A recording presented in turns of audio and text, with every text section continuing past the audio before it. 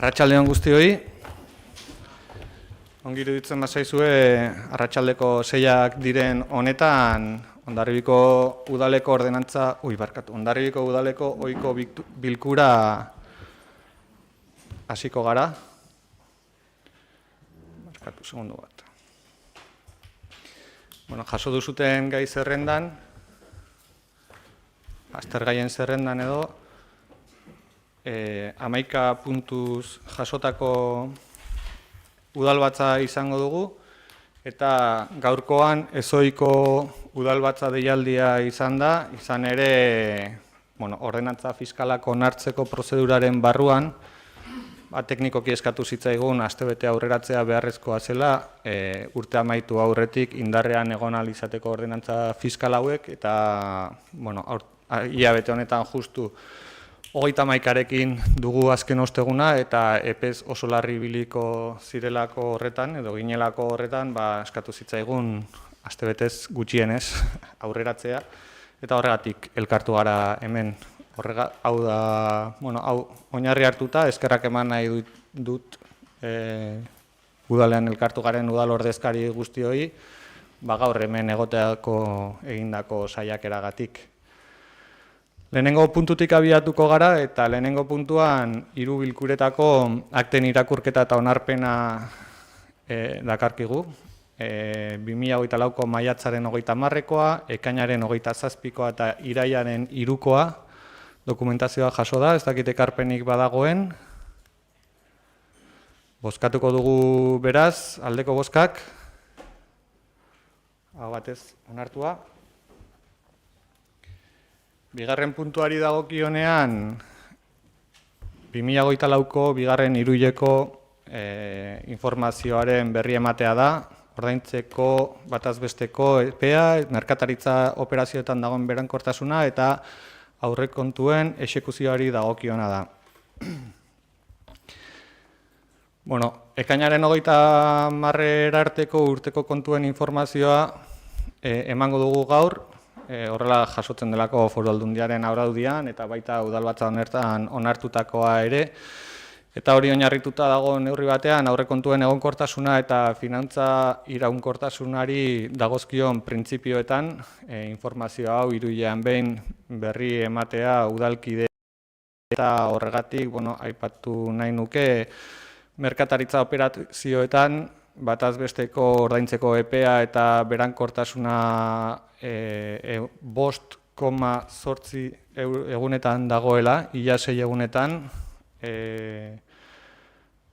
Esan beharra daukat, ia 6 eguneko epe hori desberdina dela bai udalari dagokionean, bai Hondarribia Lantzeni dagokionean eta Arma Plaza Fundazioari dagokionean. Kezkatzekoa, edo behin eta berriro aipatu izan dugun bezala Hondarribia Lantzenen 40 egunetik gorako berankortasunarekin ordaintzen ari gara fakturak, eta aspaldian dugun arazo bada eta horri konponbide emateko zailtasunetan bagabiltzan, naiz eta bakizuen bezala Hondarribia Lantzenen inguruko likidazio prozesuan ere martxan bagabiltzan, eta espero dugu datozen hiruhilekoetan edo egoera hau zuzentzea eta bai Hondarribiko udala eta baita Arma Plaza Fundazioak betetzea arauak ezartzen dituen berankortasun data horiek. Bestela, ekitaldi honetako bigarren hiruhilekoari dagokionean, Hondarribiko udala, Hondarribia Lantzen eta Arma Plaza Fundazioak 4 milioi eurotik gorako ordainketak egin ditu. Eta aipatu beharra daukat, bigarren hiruhileko honetan 4 milioitik gorako ordainketa horiek, balen aipatu dudan bezala, orokorrean 6 egunetik berako prozedura administratiboan ordaindu direla. Bestalde ere, lehen esan dut, aurrekontuaren exekuzioari dagokion informazioa ere ematen dela hiruhilero, eta bigarren hiruhileko honetan labur bilduz eta xehetasun guztietan sartu gabe, bai aipatu nahi nuke, diru bilketa likidoa edo jasotako ekarpenak ekainaren 30 arte 12 milioi ia 200.000 eurokoa izan dela, eta gauzatutako gastuak edo ordainketa likidoak aldiz 12 milioi ia 700.000 eurokoak izan direla. Beraz, orokorrean hauek dire eman beharreko datuak, ez dakit nolabaiteko xehetasunik gehiago behar den, edo berri emantzat ematen dugun bigarren puntu hau. Osongi, pasako gara hirugarren puntura, ongi iruditzen bazaizue. 2024 eta 2026 ekitaldietarako Hondarribiko udalaren dirulaguntzen plan estrategikoaren aldaketaren onarpen dekretuaren berri ematea da, hirugarren puntua, hau da beste berri emate bat. Eta gogoratuko duzue onartu genuela plan estrategiko bat, dirulaguntzen plan estrategiko bat, urte desberdinetarako, iraunaldia zeukana, eta aldaketa bat egin behar izan dugu. Oinarrituta dagoena, kreditu aldaketan onartu ziren hainbat dirulaguntzen inguruan. Honela esan dezakegu, ezohiko dirulaguntza batzuk direla, eta ez direla urtetik urtera errepikakorrak, baina plangintza honetan jaso behar izaten da, bestela kontu hartzaile txostenetan eta urte amaierako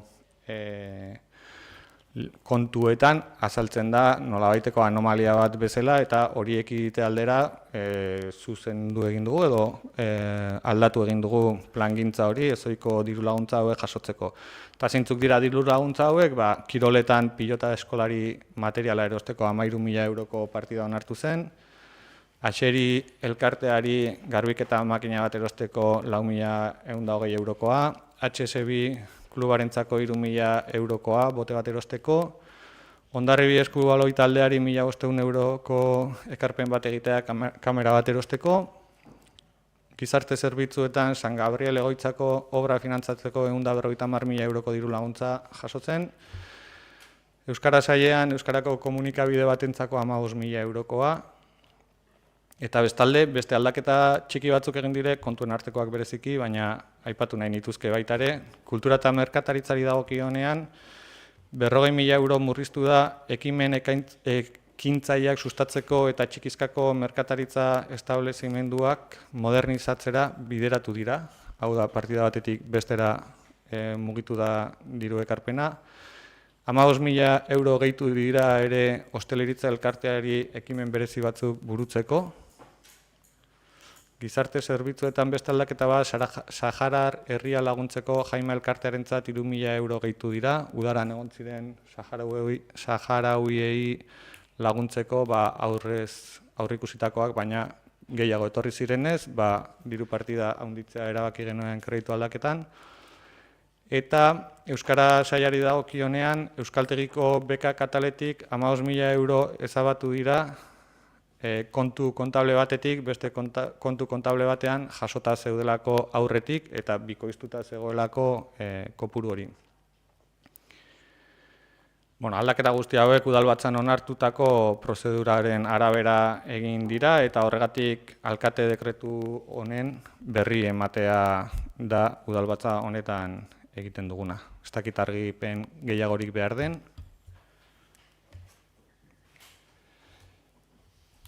Eskerrik asko, argituta eta pasatuko gara beraz laugarren puntura. Eta laugarren puntua kobratzeke dauden saldoen arazketa onartzeko proposamena da. Eta, hau abiatzen da Hondarribiko diruzainaren txosten bat jason nuelarik urriaren hasieran, eta bertan adierazten zen udalean dauden kobratzeko eskubide batzuk preskribitutzat jo daitezkela eta alkateari dagokiola eskubide publikoak preskribatzeko espedientearen hasiera adieraztea. Hori horrela, abiatu genuen espediente hori eta eskubide horiek preskribatutzat jotzearen helburua zein da, udal aurrekontuak, kontabilitate orokorra eta dirubilketak udalaren errealitate ekonomiko finantzarioan eta aurrekontu errealitatearen irudi fidela ematean datza. Kontutan izan da preskripzio hauek itxita dauden ekitaldietako kontu orokorrei eragiten dietela, hau da, normalean 4 urtetik haratagoak izaten direlako, udalbatzari dagokio onarpena egitea, kontuen auzitegiak aditzera eman izan duen bezala. Kontu orokorrak udalbatzak onartzen ditu eta kontu orokorrari eragiten dieten aldaketa horiek ere udalbatzak onartu egin behar ditu. Hori prozedura aldetik eman beharreko azalpenak eman da, bai esan nahi dut, zergei dagokionean, ia 127.000 euro preskribitutzat ematen direla, eta isunei dagokionean aldiz 50.000 euro pasatxo preskribitutzat ematen direla. Dokumentazioan baitu zute atal bakoitzeko xehetasun guztiak, horri asko dira, baina xehetasun guztiak bertan jasota dituzue, eta hori kontutan hartuta, orokorrean guztira 167.257 euroko eskubideak preskribitutzat jotzea proposatzen da. Ez dakit galderarik, azalpenik, xehetasunik gehiagorik behar den. Gonzalo, zure da hitza. Bai, hartzaldeon denekri. Urtetan abotzan hitz oposizioan zegonean, eta gu gobernuan entzun behar izan dugu, ezinetela ados prozedura honekin, eta beti kontran bozkatu duzute. Ezineten ados prozeduraekin, eta altzen guztia egiten ezela esaten zenuten. Gaur prozedura berdin-berdinak eskatzen duzue bozketara, eta normaltasun guztiarekin gainera. Orain arte, horrelakora esan ez, bazen duten bezala. Guk esan nahi dugu, bakarra da, badakigula, hau prozedura administratiboa dela, baina horrela da gaur, eta baita, zuek ere oposizioan egon zineten, urte guztietan ere. Guk gaur ez dugu kontran bozkatuko, abstenituko egingo gara.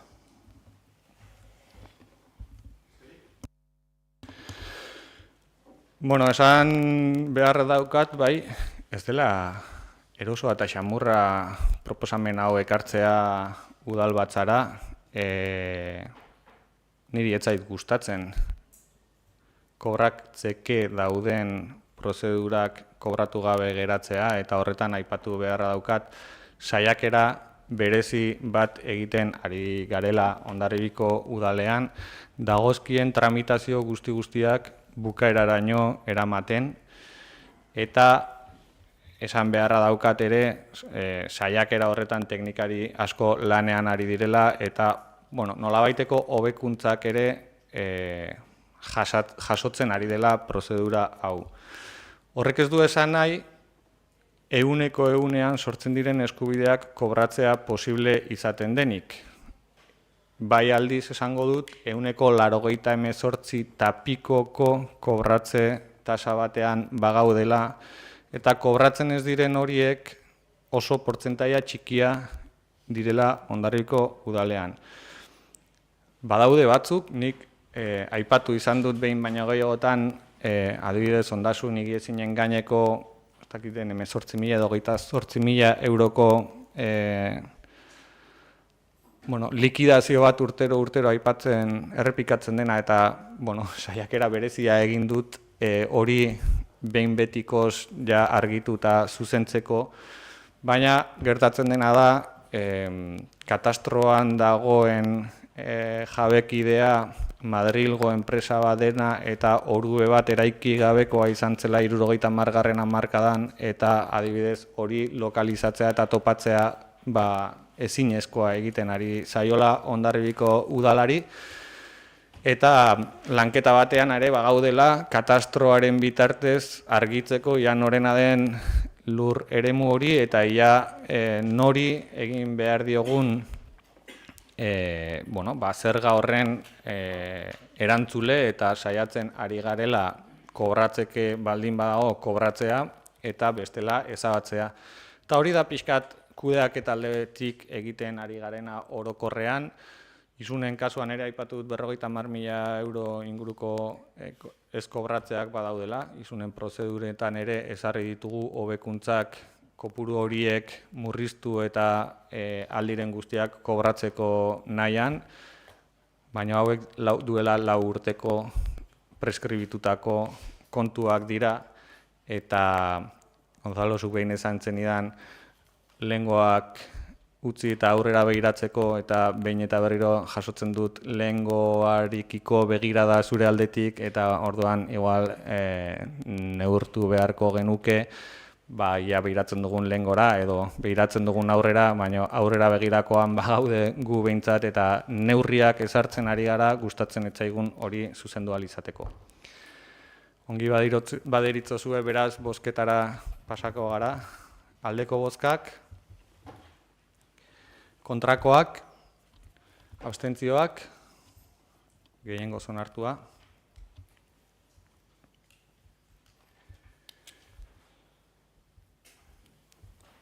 Eta bosgarren puntuan, ondorengo ordenantza fiskalak aldatzeko proposamena dakarkigu.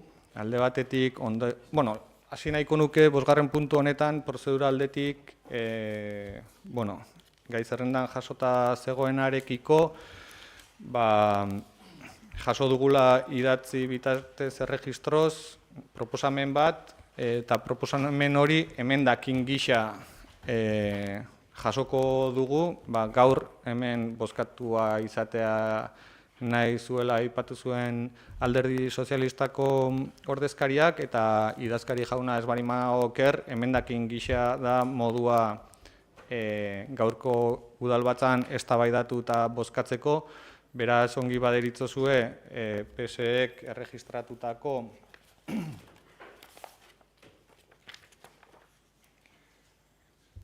11.988 sarrera idatzia duen proposamena emendakin bezala jasoko dugu, eta aurkeztuta gero bozkatzeko proposamena egingo dugu. Beraz, alde batetik egingo dugu gobernu taldetik ekarritako proposamenaren azalpen bat, ondoren PSEek emendakin hori aurkeztuko du, bozkatuko dugu emendakina, aldaketarik baldin badago jasoko da gobernu taldeko proposamenean, ondoren egingo dugu udal talde bakoitzak gure balorazioa, eta bozkatuko dugu azkeneko proposamen hori. Ongi iruditzen zaizue? Beraz, ordenantza fiskalei dagokionean aldatzeko proposatzen direnak, ondasun higiezinen gaineko zergaren kuotak finkatzeko funtsezko elementuak arautzen dituen atala dago, trakzio mekanikozko ibilgailuen gaineko zergaren kuotak finkatzeko funtsezko elementuak arautzen dituena, hiru-lurren balio gehikuntzaren gaineko zerga arautzen duena, jabari publikoaren erabilpen pribatibo edo aprobetxamendu berezien gaineko tasa arautzen dituena, eta zerbitzu publikoak eskaini eta jarduera administratiboak egiteagatik ordaindu beharreko tasak arautzen dituen proposamenak ditugu mahai gainean. Eta lehendabizi gustatuko litzaidake testuinguru orokor bat egitea, ondoren puntu bakoitza xehetasunez azaldu ahal izateko. Uste baitut horrela ulergarriagoa izango dela guztiongatik, azaltzeragoa zen aldaketa sakoneko hau. Hondarribiko udaleko ordenantza fiskalak aldatzeko proposamena apirilak 18ko ogasuna batzordean abiatu zen, eta bertan aipatu genuen ordenantza hauen berrikusteketa sakona egiteko asmoa bagenuela, eta udal talde guztiei ekainako 30 arteko epea luzatzen geniela beraien proposamenak aurkeztu ahal izateko. Izan ere, ordenantzak aldatzeak dakarren lanketa ez da politikoa soilik. Teknikarien lana ere itzela da ordenantzak aldatzeko prozeduran, eta aitortzen du lan eskerga handia hartu dutela beraien gain, egin beharreko aldaketa asko jasotzerako garaian. Esan dezaket aurten egiten den ordenantza fiskalen aldaketa proposamena, behintzat, azken hamarkadetan egindako lanketa sakonena dela. Eta lanketa honetan proposamenak herritarrek proposatuta jasotakoak dira, batzuk. Landu dituzten udal teknikariek ekarritakoak badira beste batzuk, eta udal talde politikoen ekarpenak ere jasotzen saiatu garela. Eta aitortuko dut ez dela lan erraxa izan. Ordenantza fiskalek beraiek ulertzea ere ez delako lan erraxa. Gutako ordezkari bakoitzak sakondu badugu pixka bat, ulertuko dugu zer esaten ari naizen, izan ere, aurkibidea bera ulertzea ere etzen bat ere erraxa. Eta, bueno, udalbatzak aldaketa hauek onartzen baldin baditu, argi adierazi nahi dut, publikatuko diren 2025erako Hondarribiko udaleko ordenantza fiskalak ulert errezagoak eta argiagoak izatea izan dugula helburu. Baina ez helburu hori bakarrik, noski. Erabilitako hizkuntza inklusiboagoa erabiliko du, eta jasoko diren baloreek antzekotasun handiagoa izango dute. Izan ere, adibidez, egiten ziren aipamen batzuk, errentaren inguruan alde batetik jasotzen zen SMI edo salario minimo interprofesionala delako hori, eta beste atal batzutan aldiz IPREMaren erreferentzia egiten zen, eta bateratu dira erreferentzia guztiak modu berean IPREMean oinarritzera, naiz eta errentaren parekotasuna ezarriko duten. Eta zertarako egin dugu hau, azken finean udal ordezkariok, teknikariek eta Hondarribiko herritarrok ere gureak sentitu behar ditugun ordenantza fiskalak direla uste dugulako. Hala ere, esan beharra dut, honekin ez dugula lan osoarekin amaitzen. Sakoneko aldaketa bat denean, egin dugun lanketa sakona da, baina gaurko honetan ez dugu lan guztiarekin amaitzen. Baizik eta gaur abiapuntu bat da, eta honekin batera jaso nahi dugu prezio publikoak arautzeko ordenantza. Eta hau egin nahi dugu urtea amaitu aurretik guztiak koherentzia bat izan dezan. Eta zer esan nahi dut honekin? Gaur onartuko ditugun ordenantza fiskaletan badagola atal bat prezio publikoei dagokiona, badaude tasa batzuk ere prezio publikoaren izaera dutena, eta behin prezio publikoen ordenantza onartzen dugunean, horiek prezio publikoen ordenantzan jasoko dira, eta beraz derogatuak geratuko dira ordenantza fiskaletatik. Konplexua da, baina espero dut epe laburrean behintzat askoz ere errazagoa izatea guztiontzat daukagun tresna hori.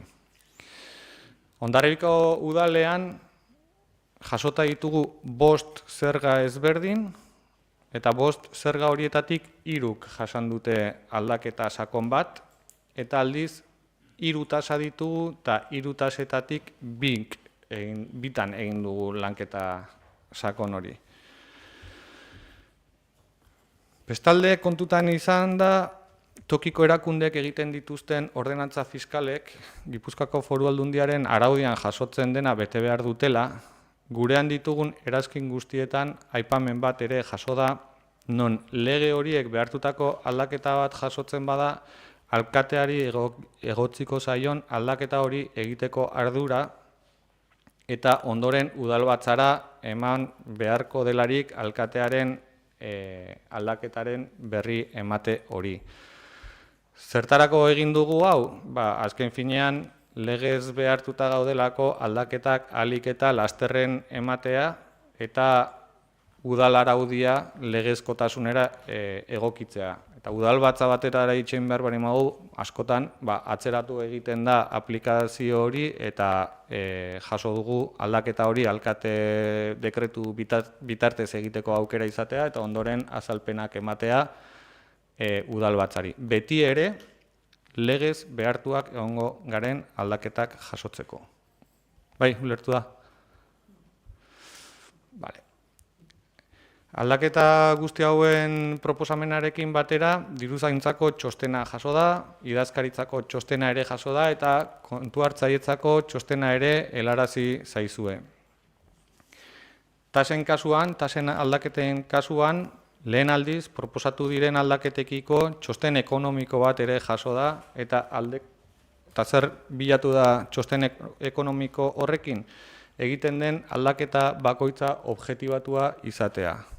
Eta horretan jasotzen da kosteen inguruko hausnarketa bat, gainerako herrietan dauden hausnarketa bat edo konparazio bat, eta horretan oinarrituta jaso da aldaketa proposamena.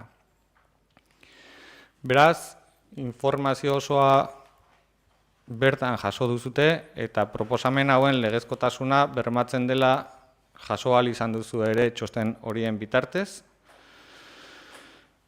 Eta gogoratu nahi dut urte luzeetan ez dela Hondarribian zerga eta tasen igoerarik izan. Baina testu inguru ekonomikoan eman den prezioen indizeen igoera nabarmena izan da azken urteetan. Bereziki pandemia ostean eman diren igoerak oso nabarmenak izan dira eta Hondarribian kongelatuak izan ditugu bai zerga eta tasen kuotak. Eta, bueno, uste genuen oraingoan aldaketa hori egiteko ere kontutan eduki behartzela. Zertarako proposatzen ditugu zerga eta tasak? Azken finean, zerga eta tasak baliabideak lortzeko da, eta baliabideak zertarako behar ditugu. Lanean gauden honetan, gure legealdi proiektuan ditugun ekimenak burutzeko, zerbitzuak eskaintzeko, eta bestalde, lehen aipatu dudan KPI-aren igoera nabarmen horiek jasan dituzte gure zerbitzu kontratuetan eta obretan ere igoera horiek, eta horiek guztiak finantzatzeko zergak behar ditugu, baliabideak ditugu. Eta datorren urteari begirakoan, zertan gabiltza buru belarri? Obrei dagokionean, Arrantzale auzoko obrak abiatu nahi ditugu lehenbailen. Pasaia kaleko obrak ere datorren urtean abiatu nahi ditugu, eta horretarako kontratazioa egin behar da. Gizarte zerbitzuak ere muliatera eramateak kostu handia ekarriko du, eta horretarako finantzazioak behar da. Baitugu zerbitzu berri batzuk abiatu nahi ditugunak, alde batetik aipatuko dutola labur, baina bakardaderen aurkako programa berri bat abian jarri nahi dugu, datorren urtean. Hiri autobus zerbitzua ere zenbatetan hitz egiten aritu garen, ia 500.000 euroko balorazioa daukana zerbitzu berri bat da martxan jarri nahi duguna, eta horrek guztiak finantzazioa behar du. Baina baita ere, ja indarrean ditugun hainbat zerbitzu eta jarraikortasuna behar dutenak, izan dute igoera nabarmen bat ere. Hala nola, aurre ikusten dugu datorren urtean, bide publikoen garbiketan 135% kostuen igoera bat izango duela Hondarribiko udalak. Lorezaintza zerbitzuan 120 inguruko igoera bat izango dugula. Animalien bilketan 100% igoera bat aurre ikusten da izango dugula. Liburutegiko zerbitzuan 125% igoera bat, eta noski guzti horrek finantzazioa behar du, eta horretan oinarritzen da gaur ekarki dugun proposamenak. Eta proposamen hori orokorrean, aipatuko du lehenengo, zerga eta tasei dagokionean 3,5% igoera orokor bat egitea planteatu dugu. 3,5% igoera orokor horrek baditu xehetasunak, guztiok duzuen dokumentazioan ikusi ahal izan duzutena, baina helburu bezala jarri dugu gure buruari 3,5% igoeraren planteamentu hau. Eta planteamentu honen nondik norakoen berri eman genuen urriaren 10ean izan genuen ogasun batzordean, oraindik dokumentazioa helarazi gabe, baina aipatu genitun zeintzuk ziren aldaketa hauen xehetasun gehienak, eta ondoren urriaren 15ean bidali zen dokumentazio guztia urriaren 17ean batzordea burutu genuenean eztabaidatua izateko. Urriaren 17ko, hau da aurreko osteguneko batzorde horretan diktaminatu zen proposamena, eta gaur udalbatzara ekartzea eta egin beharreko jarraibideak egitea, urtea amaitu aurretik egitea, beharrezkoa dugu araudi hau indarrean sartzeko urtarrilaren lehena baino lehen izan ere bere indarraldia urtarriak batean aplikatuta egotea oso importantea da, bertan jasotzen diren zerga gehienak bere indarraldia urtarrian batetik aplikatzen delako, eta horregatik uste dugu gaur ezoikoz azken osteguna beharrean, azken bigarren ostegunean hemen egotea, horretan oinarritzen da. Hau da pixka bat ideia orokorra, eta ongi iruditzen bazaizue, esplikatuko ditut 3 zerga eta 2 tasa hoien nondik norakoak. Dokumentazio luzea da, eta saiatuko naiz ahalik eta laburren eta ahalik eta azkarren eta errexen esplikatzen denok ulertu dezagun. Ondasun higiezinen gaineko zergari dagokionean, zerga karga tasaren 1,75ko igoera planteatzen da. Eta zergaitik planteatzen da 1,75ko igoera guk aipatzen dugunean 3/3ko igoera orokor hori. Izan ere badakigulako hau oinarritzen dela katastroko balioa duten higiezinen gainean eta katastroak normalean, naiz eta aurtengoa oraindik ez dugun ezagutzen, igoera bat planteatzen du urtero katastro balioen inguruan. Orduan, 1,75ko igoera planteatzen dugu, ze hau karga tasa bat da, balio baten gainekoa, eta balio hori igotzen baldin bada, ez dadin pasatu 3,5ko igoera horretatik, Ondarribiko udalean planteatzen dugun igoera 1,75koa da.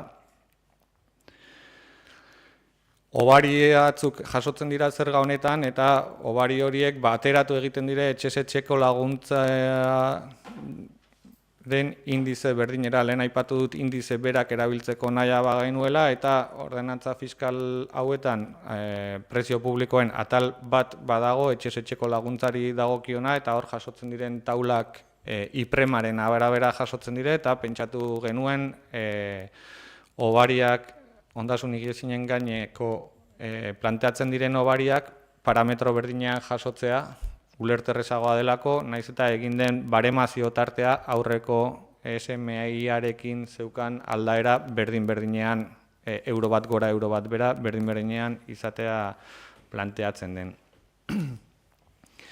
Beste aldaketa bat hemen, energia berriztagarriei dagokien obariei, zehaztu egiten da 2024 urte aurretik egindako etxeei dagokion inbertsioetara bideratuko dela, eta obariaren iraupen sistema instalatu eta 5 urtetara luzatuko dela. Zergaitik da hau? Etxe berri guztiek jasotzen dutelako bere baitan energia berriztagarrien parametroak legez, eta obari honekin bultzatzen dena inbertsioa bera egitea da. Hau da, energetikoki hain jasangarriak eskerrik asko ez diren etxe bizitzetan egiten diren inbertsioak da finantzatu nahi dena, eta finantzazio horretan 5 urtetarako epera mugatu da, izan ere ikusten delako inbertsio horien errentagarritasuna 7 urteetan dago aurrikusia bere gain hartzen duela bai energia kontsumoagatik edo prezioen murrizpenagatik, eta ez da kontutan hartzen horretan zergaren obariak eragiten duna. Orduan 5 urtetara mugatu da, ulertzen dugulako epe horretan inbertsioa finantzatu daitekeela. Beste alde batetik, etxe bizitza errekarguei dagokionean, azken finean, etxe bizitza hutsen errekargua 150-tik 175-era igotzea proposatzen da. Hemen proposamen ezberdinak egin dituzte talde desberdinek, eta hartu da erdibideko proposamena, 175-era igotzea errekargu hau. Eta etxe bizitza turistikoi dagokionean, lehen bat zeuzkaten errekargu honi ez bere gain hartzeko bat zeuzkaten kondizio batzuk, eta oraingo honetan aldaketa honekin jasotzen dena da errekargu hori etxe bizitza turistikoek beti ordaindu behar izango dutela. Nagusiki, ondasun higiezinen gaineko zergan, horiek dire aipatu nahiko nituzken gaiak. Trakzio mekanikozko ibilgailuen zergari dagokionean, tarifen taula guztiz aldatu da, goitik bera aldatu da. eta egin dena da zaldi fiskal gutxien duten ibilgailuei zerga murriztu egingo zaie eta zaldi fiskal gehien dutenei aldiz gehitu egingo zaie zerga.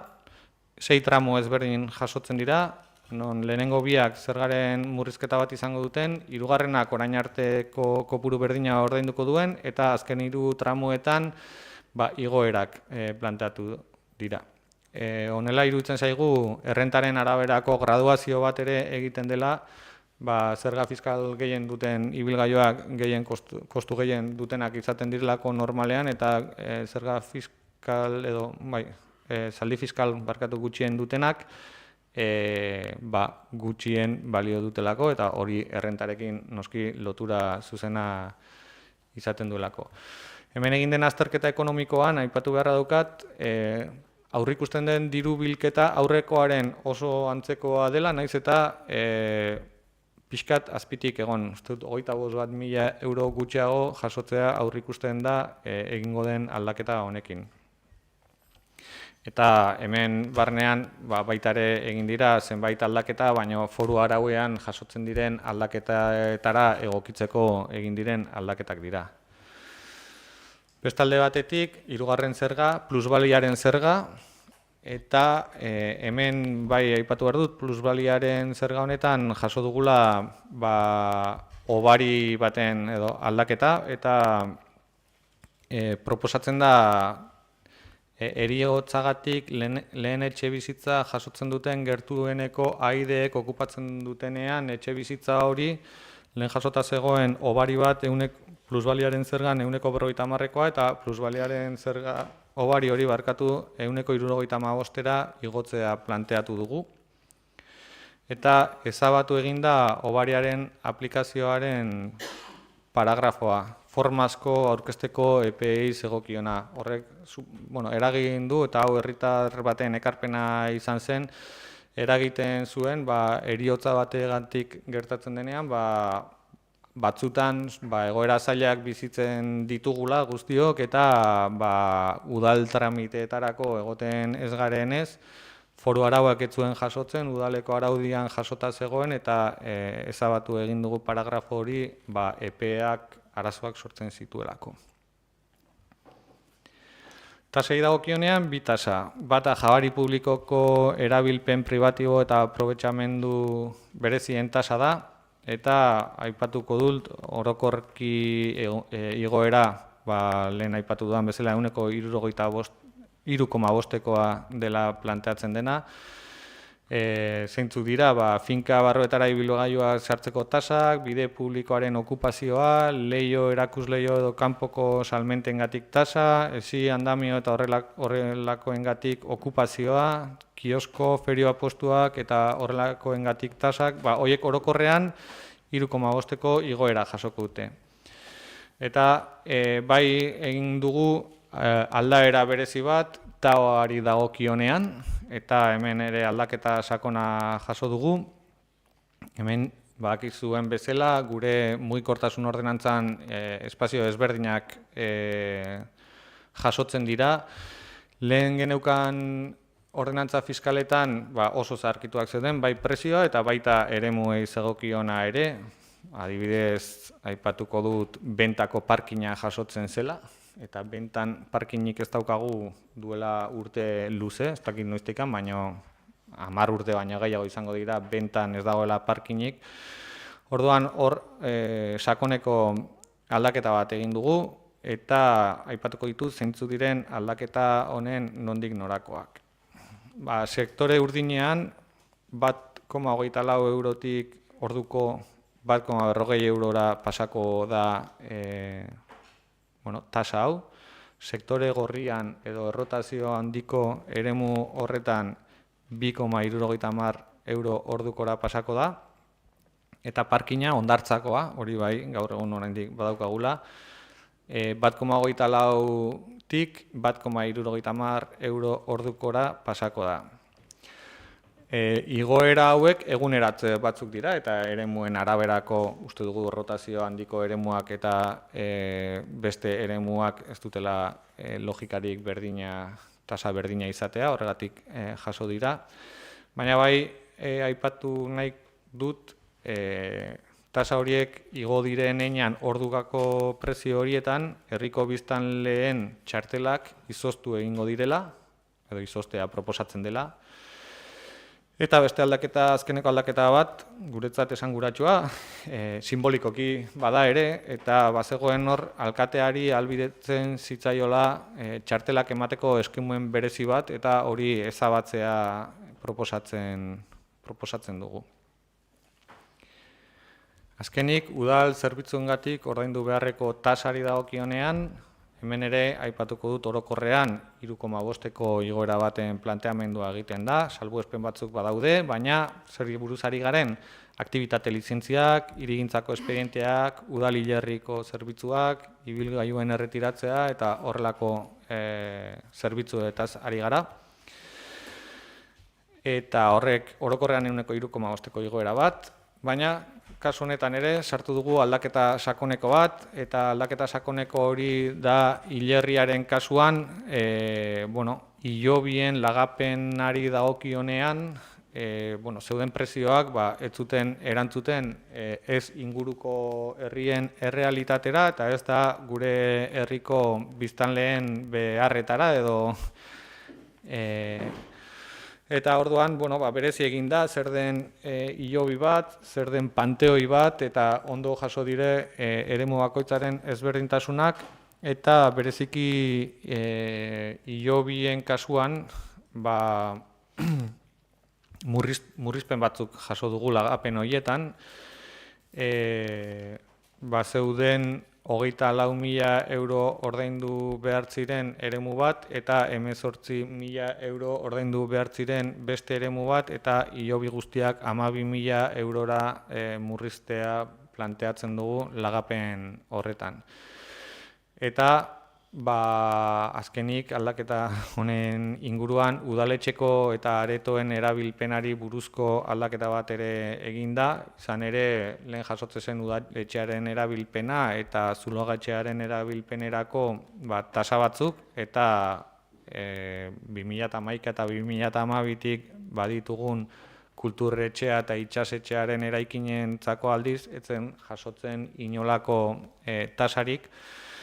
Horrek arazo batzuk ere sortu ditu udal funtzionamentuan, eta ezarri ditugu erabilera pribatibo horiek egiterako garaian tasa batzuk erabili daitezken eraikin publiko guztientzat.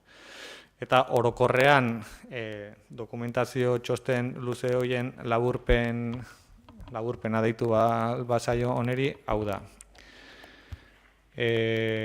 Ez dakit, PSeri emango diotitza beraren emendakina aurkeztu dezan, eta ongi iruditzen bazaizue egingo dugu ondoren PSeren proposamenaren inguruko balorazio bat. Bai, mi esker Josu, zure da hitza.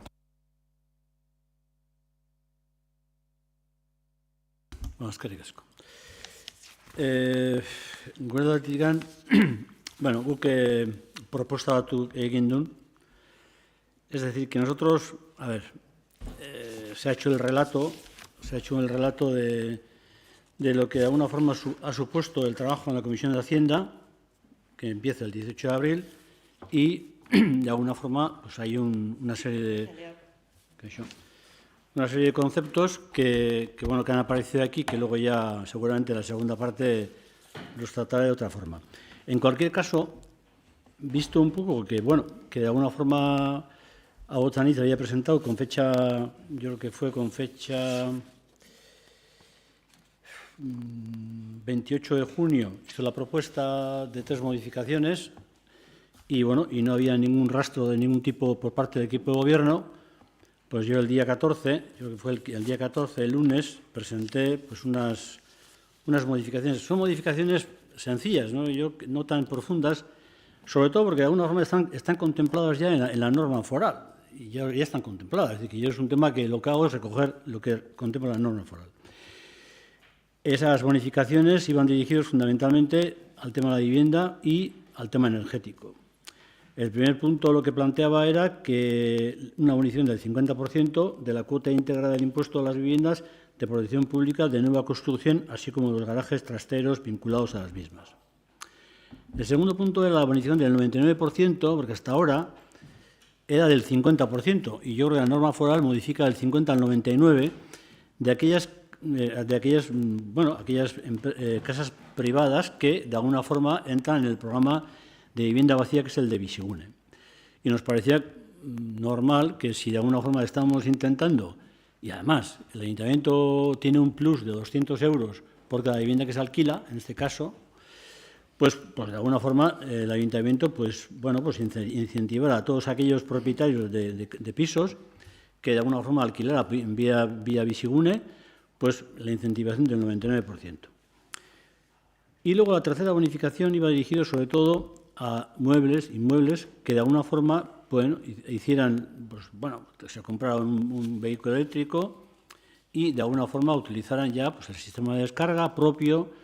Hombre, de alguna forma simplemente como elemento, esa forma de elemento simbólico de ayudar a todas las personas que de alguna forma apuestan por el coche eléctrico, por las nuevas energías, en fin, ese era un poco el sentido de las propuestas que nosotros hemos planteado. Son propuestas sencillas, pero sobre todo concretas, no generalizadas, sino concretas. Y sobre el tema y luego había 3 excepciones, dirigido fundamentalmente a lo que es la norma foral que nosotros aplicamos desde hace aproximadamente pues igual 10, 12 años. Una norma foral que viene del año 89, que luego fue modificado, en el sentido de que nos permite a nosotros, yo creo que era en la época, en el 2008, me parece que era la época de crisis, cuando de alguna forma se veía que las arcas municipales tenían un problema, iba a tener un problema de estructura recaudatoria, se facilitaba a las viviendas las residencias no habituales, viviendas que no tienen la condición de residencia habitual.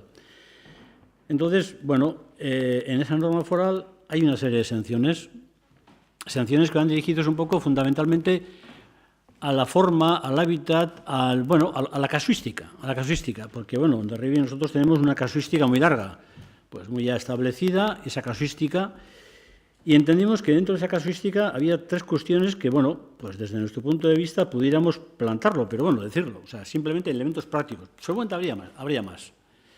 Y una de ellas era la ampliación en el punto 5.3 a 2 años de las personas que de alguna forma habían tenido un tipo de función, por el tema de las herencias, pues habría un problema. El piso se iba a mantener vacío y durante un tiempo razonable, pues establecer para que las personas que de alguna forma, los herederos, pudieran de alguna forma, hacer sus cuestiones, poder de alguna forma llegar a los acuerdos y en todo caso, pues ya de alguna forma poner a nombre de alguno de sus herederos. El segundo punto es el tema del consumo. En el tema del consumo entendíamos que los 3.000 kilovatios, yo creo que había personas que, tendría que ser gente, pues que tendría que ser de muchas familias, sino que una persona sola, que de alguna forma viniera a Hondarribia, pues 5, 6 o 7 meses, pues 1.000 kilovatios no los consume, en fin, no voy a decir. Y luego, pues el tema del agua. Y el tercer punto era el tema de las personas que por circunstancias del trabajo tuvieran que, marcharse fuera de Guipúzcoa y mantener el piso vacío. Esos eran tres conceptos, que habrá muchos seguramente, que de alguna forma yo los ponía, un poco sobre todo con el fin de hacer una aportación sencilla, objetiva, de las modificaciones fiscales que entendíamos para este año. Y no había otro objetivo. Y así presentamos las propuestas. Yo creo que era un lunes, la comisión la teníamos un jueves, y yo lo presenté el lunes a la mañana, y así fue. No, astelenian guizian, astelen goizadek, seguro, asteartean berdin de, ez baina nik ustean astelena zala, nik joan basea, eta en fin, porque como el tema, yo estoy enfadado con el sistema informático, pues me gusta presentarlo a mano. Hori da, arrazoia presentatzeko eta horixe da, eta nik beste objektiboek izan nuen. Eskerrik asko, Josu. Ingo dugu balorazio bat emendakin hauena ondo iruditzen bazaizu eta bozkatuko dugu emendakina, eta gero emendakinetik sartzen baldin badira gauzak edo ez, horren araberako aldaketa osoaren balorazio bat ingo dugu ados. PSek aurkeztutako emendakinari dagokionen... Hasi? Gonzalo, bai? Bai, eskerrik asko. Guk batez ere esoek aurkeztutako emendakin horiekin, iladenekin ados egoteko moduan egongo ginateke eta gustatuko litzaiguke sartzia. Egongo ziren detaile batzuk landu beharko ziela, baina ez dugu ez batzordean eta ez inon landu, baina gai guzti horiekin interesgarriak izan daiteke ordenantza fiskaletan sartzeko. Gure aldetikan alegiteko moduan egongo ginateke. Eskerrik asko, Bilduren izenean. Arratsalde-on guztioi. Gure aldetikan batzordean bertan aipatu nuen zenbait proposamenekin bat egiten genula guk. Bereziki zen eta guk mahai gainean ere jarritakoak izan ziren, ez? Etxebizitza publikoei 50%ko bari horren proposamena. Gero ez genitun txertatu, planteamendua delako babes publikoko etxebizitza danak alokairuzkoak izatea, eta ez erosketakoa, baina norre begionez ikusten genuen. Gero, ez dakit ni naukan apuntatuta, kanonaren aplikazioa ere uste dut proposatu zenula aurrekoan batzordean edo, ez? Bereziki, 2 urtez etxe bizitza utxe hoien inguruan ere, ados ginela. Gero aldiz excepzioetan, ez dugu bat egiten etxe bizitzei dagokionez, guk ulertzen dugu erroldatu gabeko etxe bizitza bat edukitzea, non eta gure herrian, luxu bat dela gaur egun, eta horregaitik gure proposamena izan da 50%ko errekargutik 100%era jutea. Azkenean 175 adostu dugu, ordan noski ez dugu begionez ikusten errekargu hoiei salbuespen gehiago jartzea.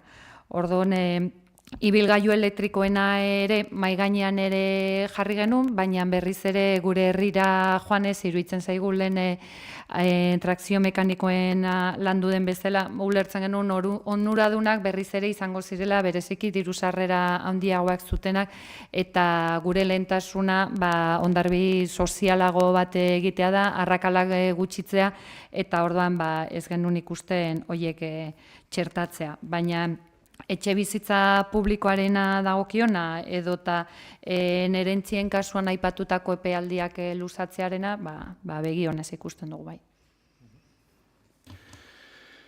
Bai, ni orden pixkat ere jartzea gustatuko litzaidake. Lehen aipatu dut, hasieran aipatu dut emendakin gisa jasotzen genuela urriaren 15ean erregistratutako sarrera idatzi hau, asteartean eta sarrera idatzi hau ondasun higiezinen gaineko zergaren inguruko proposamenak dira. Lehen aipatu dugu bost zerga eta 3 tasa ditugula, eta proposamen hau ondasun higiezinen gaineko zergaren barruan kokatzen da.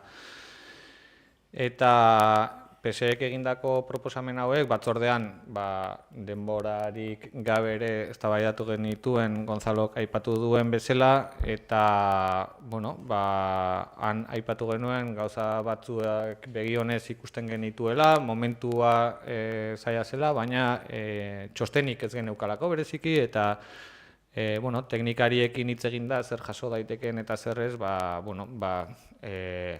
gobernu talde honen aldetik gintzat ez da arazorik partekatzen ditugun gai horiek txertatzen saiatzeko. Eta, bai esan beharra dukat, gauza batzukin ados bagauden bezala, beste batzuekin ere ez gaudela ados, ezta.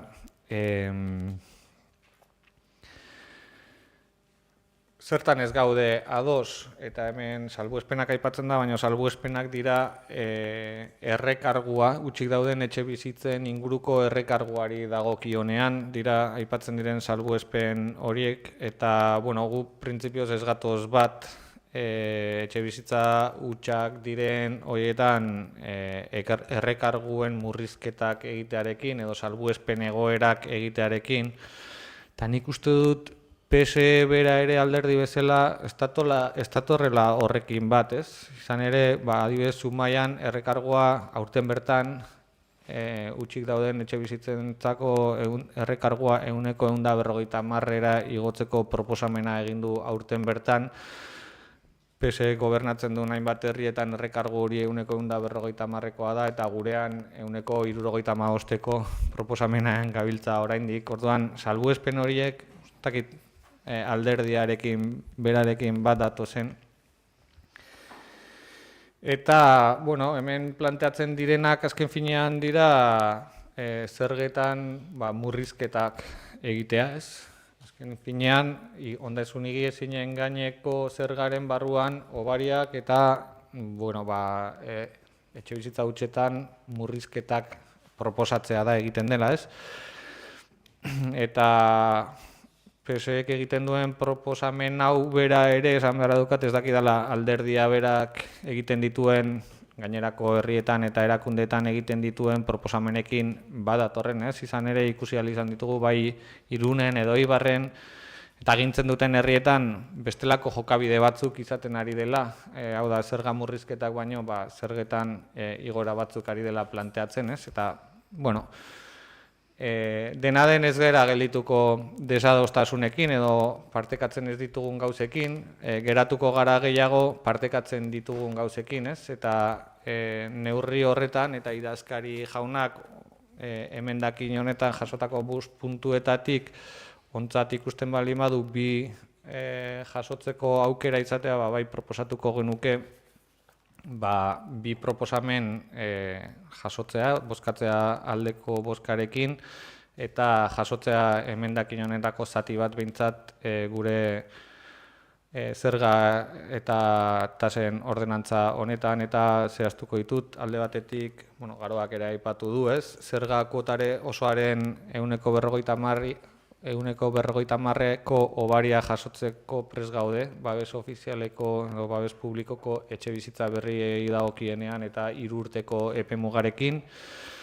Eta bigarrenik ere, errekargoaren aplikazioa 2 urtetara luzatzea, hau da, etxe bizitza 5.3a dela errekarguaren aplikazioa, hildako titularraren etxe bizitzan lehen aipatzen zen urtebeteko epean egin bartzela tramitea, eta aurretik plusbaliaren logika berdinean ere epemuga zabaltzea begionez ikusten dugu, eta 2 urtetako epera zabaltzea begionez ikusiko genuke. Bai, Josu? Bai, itzin lezake. Bai, Josu? Bai. Bai, Josu? ¿Así con algo? Nahi duzunean? Vale.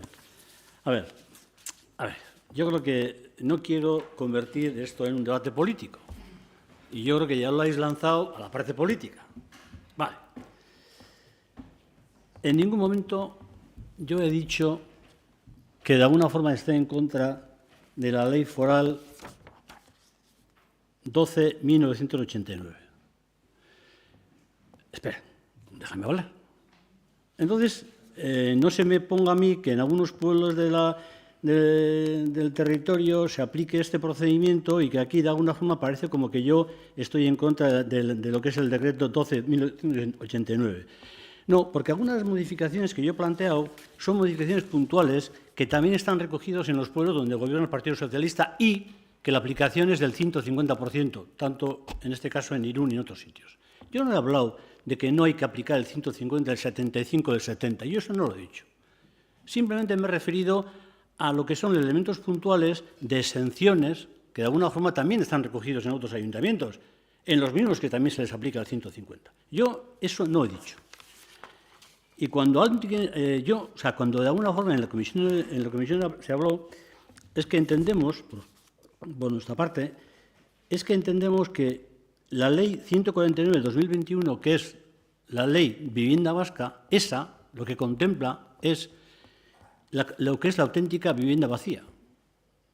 Y la norma que nosotros estamos aplicando, que es la 12.1989, esta es una norma que de alguna forma, pues bueno, pues sí, tiene elementos recaudatorios, que yo no voy a ir en contra, porque también es un estimulante para que la gente pueda alquilar, evidentemente, pero no es precisa, porque no recoge la realidad de la ciudadanía. Y la realidad de la ciudadanía sí lo podía recoger, en todo caso, la 149 de 2021, cuando dice que la vivienda vacía, que es vivienda vacía, a través de unos estudios, esa tiene que pagar 10 metros cuadrados por vivienda vacía. Y ese procedimiento es el que yo creo que hay que empezar ya a plantearlo, porque además hay una cosa, y es que la norma foral, que esta que nosotros estamos recaudando, es elemento recaudatorio y es un dinero que va exclusivamente al ayuntamiento, cuando ese dinero tendría que tener una cultura finalista. Es decir, que ese dinero tendría que revertirse en el suplemento y el pago de los alquileres de la gente de Hondarribia o en la compra de terreno. Y eso sí lo contempla la Ley Vasca 149 de 2021, en el cual dice que todo lo que se recaude tiene que ir siempre destinado a la compra de terreno. Yo es lo que he dicho. Y no quiero que de alguna forma se me tergiverse en el sentido que yo he dicho. No he dicho lo que tú acabas de decir. Y entonces quiero que quede puntual, en el cual yo no voy en contra de la norma foral en el sentido de que no se les aplique los porcentajes, sino que de alguna forma yo he ido a una serie de puntualizaciones que también lo hacen otras localidades. Josu, nik esan dudana nik esan dut, eta zuk esan duzuna zuk esan duzu. Hau da, nik bai, ez dudala esan, zu zaudenik 1989/12 foru legearen kontra. Ez dut hori nik esan, eta ez esan nik hori esan dudanik. Zeren nik hori ez dut inondik inora ere horren aipamenik egin. Noski deno gaude behartuak betetzera foru legea 1989/12 foru legea betetzera behartua gaude. Zu eta nik ez dut kontrakorik esan. Baina kontu hartza, idazkari jaunak ongi baderitzo PSEek egindako emendakina bozkatzerako garaian, bozkatuko ditugu hobariei dagokionean lehenengo puntua eta errekarguen salbuespenari dagokionean lehenengo puntua alde batetik eta gainerako guztia beste alde batetik?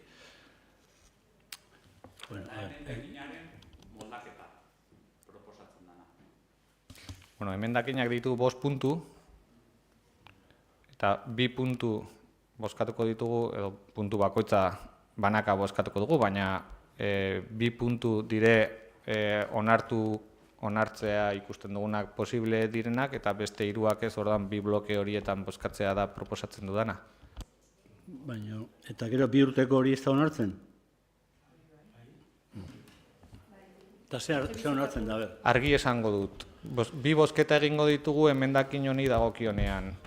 Hobarioi dagokionean lehenengo puntua eta errekarguen salbuespenari dagokion lehenengo puntua alde batetik eta beste alde batetik hobariei dagokionean 2. eta 3. puntua eta salbuespenei dagokionen errekarguen salbuespenari dagokion 2. puntua beste alde batetik, eta gero sartu hori nola ez dagoen oso garbi definitua, nahi bazute hori sartuko dugu 2. blokean ere.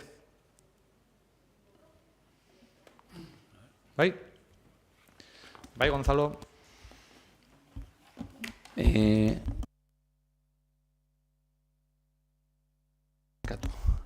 Ni zalantza badakat, hau batzorre egin genunean aipatu zen, ez dela denborak izan txostenak egiteko, aztertzeko eta batzorren bertan ditaminatzeko, Josunen proposamena, eta guain honera ekartzen da, horietatik 2 zatitu eta 2 zatitan bozkatu. Zalantza dazkat, hori ez dakit alden, ez den, batzorrean ezin zan, orain bai alda, eta zalantza hori dakat.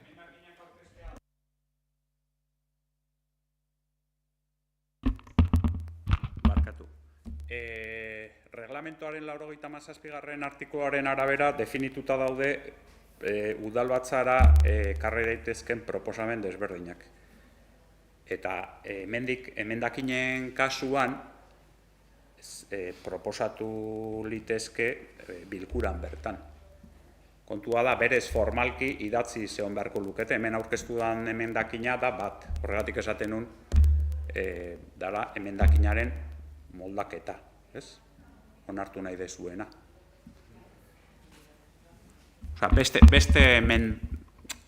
emendakin bat, edo... Forma aldetik nahi dezuten bezala, emendakin bat aurkeztu du PSek, emendakin honetatik zati bat onartzeko moduan ikusten dugu, eta beste zati batez orduan bi emendakin gehiago dira, edo nola jasotzea nahi duzu formalki. Nik horregatik esaten dut, erreixena dena. Emendakina bere osotasunean bozkatu behar izatea, eta bestetik proposatzen dana da zatika bozkatzea, ez? Eta egin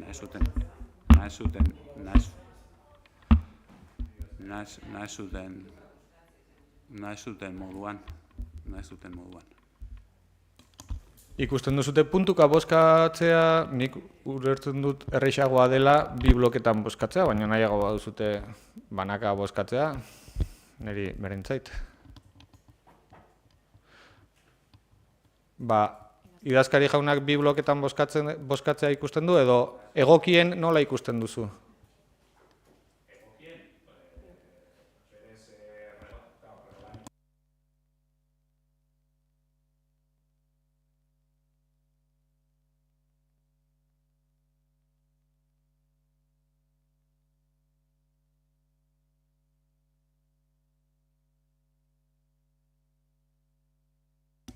Eta gero ez dugu arazoak sortuko dokumentu osoan, hola egiten baldin badugu? Dokumentu osoan sartuko dira onartuta daudenak,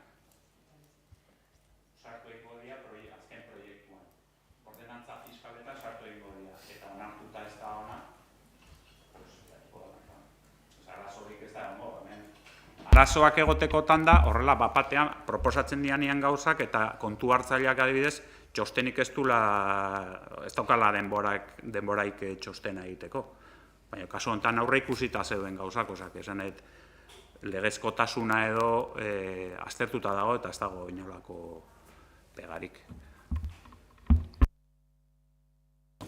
Alderdi sozialistak egin duenez emendakina, begi honez ikusten duzu bi bloketan onartuko direnak eta bestea? Bai? Bale. Bozkatuko dugu beraz bi bloketan.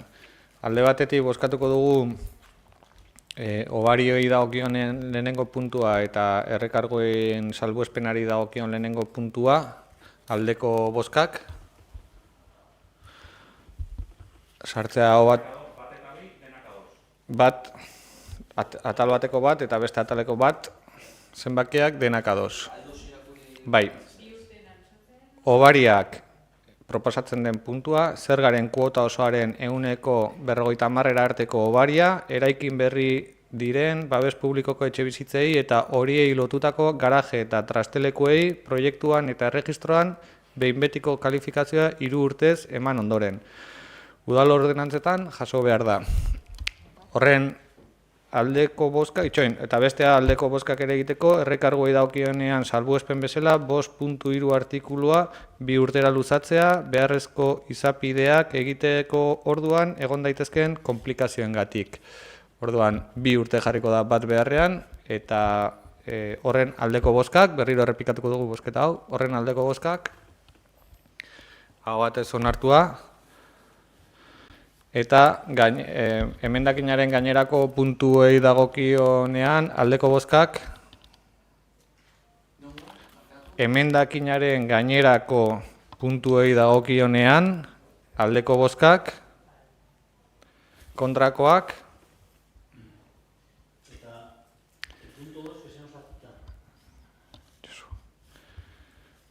ari gera bozkatzen Josu.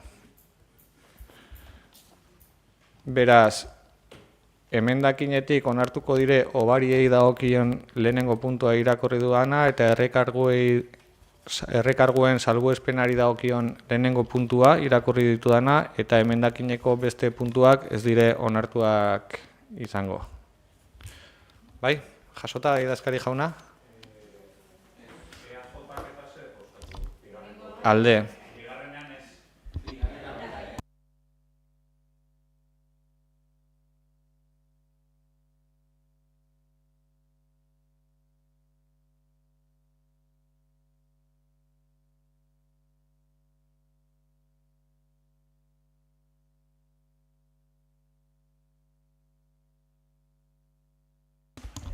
Bueno, orduan, hasierako proposamen horretan jasoko dira bi puntu hauek eta gobernu taldetik ekarritako proposamenean alderdi sozialistaren bi puntu horiek jasota orokortasuneko balorazio bat egiteko tartea zabalduko dugu, ondoren bozkatzeko ordenantza fiskalen aldaketa global hori.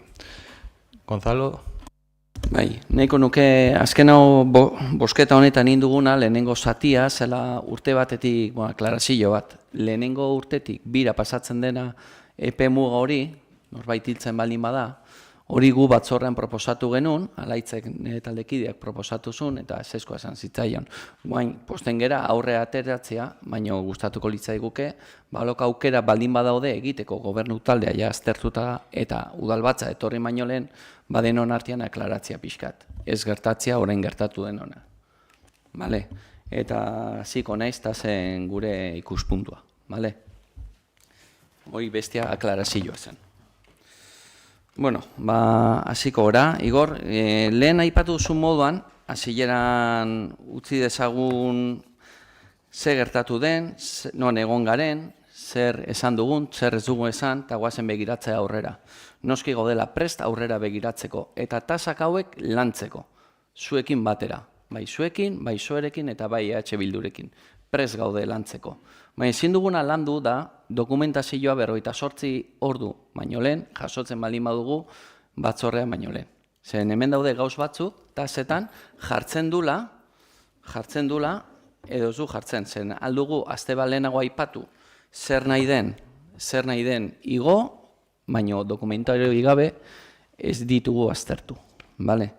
Gero gustatuko litzaiake, bidelagun nahi bauzute guk izatea zuekin olako proiektuak eta olako proposamenak izateko, prest gaude izertzeko eta hitza egiteko. Horretan, gure atia beti irekita egongo da.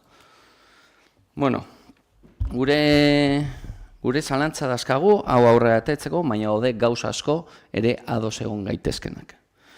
Adibidez, ibiaren asuntoan, bigarren etxe, etxe utzoietan 175 hilotzea, 85 hilotzeko prest gaude baitare, nahi baduzute.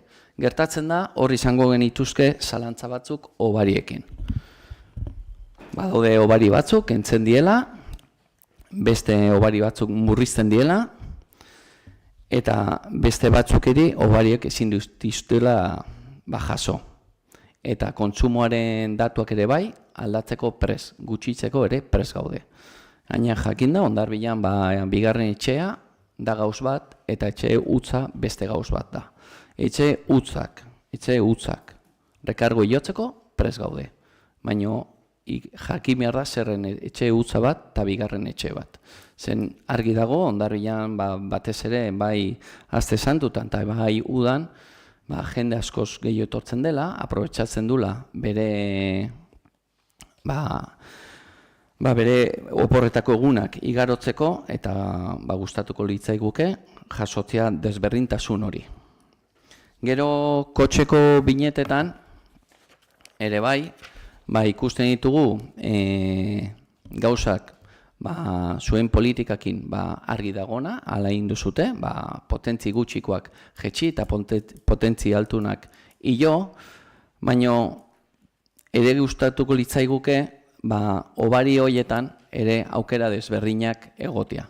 Badaude ez dire, horiek ez dire ikutxu, eta adibidez kotxeletik hori egiten dituzten inbertzio horiek obari haunditxo egok izan, baina ez kotxean, zen hori badakagu eguneko 85, uste dut kotxeletiko eguneko egunean. baino bai behar dituzten kargadoriak eta hori jartzekoa, eta hori izango zen tasatan jartzen dena. Eta gero, reguladora de tasas por utilización privativa en el aprovechamiento especial del dominio público, hemen badaude gauz batzuk. Otarekin adibidez. Hemen mezu izkutuak egon dire, ikusi ditugu eta nahiko genituzke aklaratu pixkat. Ota hondartza gunean, gune axulan eta parkina barruan, 130 jotzen da tasa. Hemen, ondarbiko batek, juten baldin bada bere txartelakin, ez dakarazoikat, debalde dakalako. Hori, ondo pagatzen du, txartelaz dakana eta kanpotikan datorrena. Portuan, 113 eta 4 ordu bakarrik. Hori ez dugu aipatu, ez batzordean, ez hemen eta ez inon. Baina ordenantza fiskaletan aldatzen da. Dago aldaketa bat, 24 ordutik edo 10 ordutik jisten dela 4 ordutara. Portuko gunean. Hau ikusita, kurioso egiten zait, ez aipatzea ez batzordean eta ez gaurko egunean zure azalpen luze horretan. Eta herriko bizilagunak daukatenak txartela, portuan ez diena bizi, izango dute hobari bat 150. Lehen zegoen moduan, ere ondo. Hori bai, pagatu beharko dute 150 horretan 113 bat gehiago. Baina bakarrikan kotxe utziko dezakete 4 ordu portuan. Bizilagunak, hori da galdera. Hartu zazu mesedez ordenantza fiskalak, zalantza dazkat, zeren juten baldin bazate proposamenera,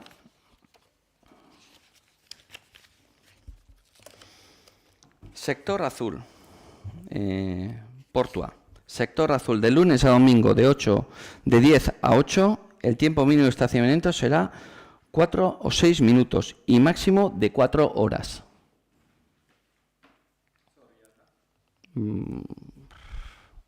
La propuesta Jabari publikoaren proposamenean lehenengo orrialdean.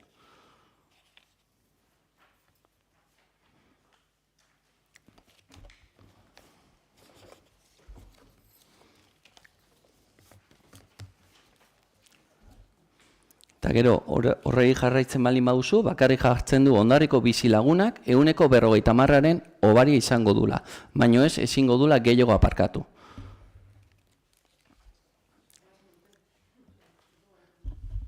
Jarraitzen dut eta eusten dut. Ez, bale.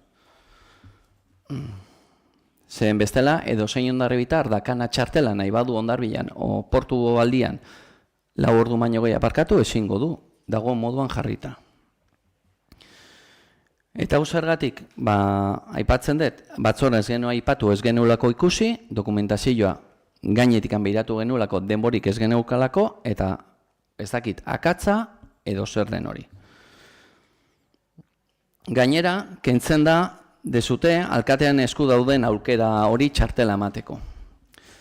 Aukera hori, ikusten zan, kasu batzuetan, erabilgarria zela. Zen adibidez, norbait baldin badaka, bere itxia, bere kotxea, eta negozio bat portuan, baino bere itxia ez dago portuan, bere lanerako erabiltzeko furgoneta, bai zamalanak eta holakoak egiteko, erabiltzen zen modu hau txartela emateko.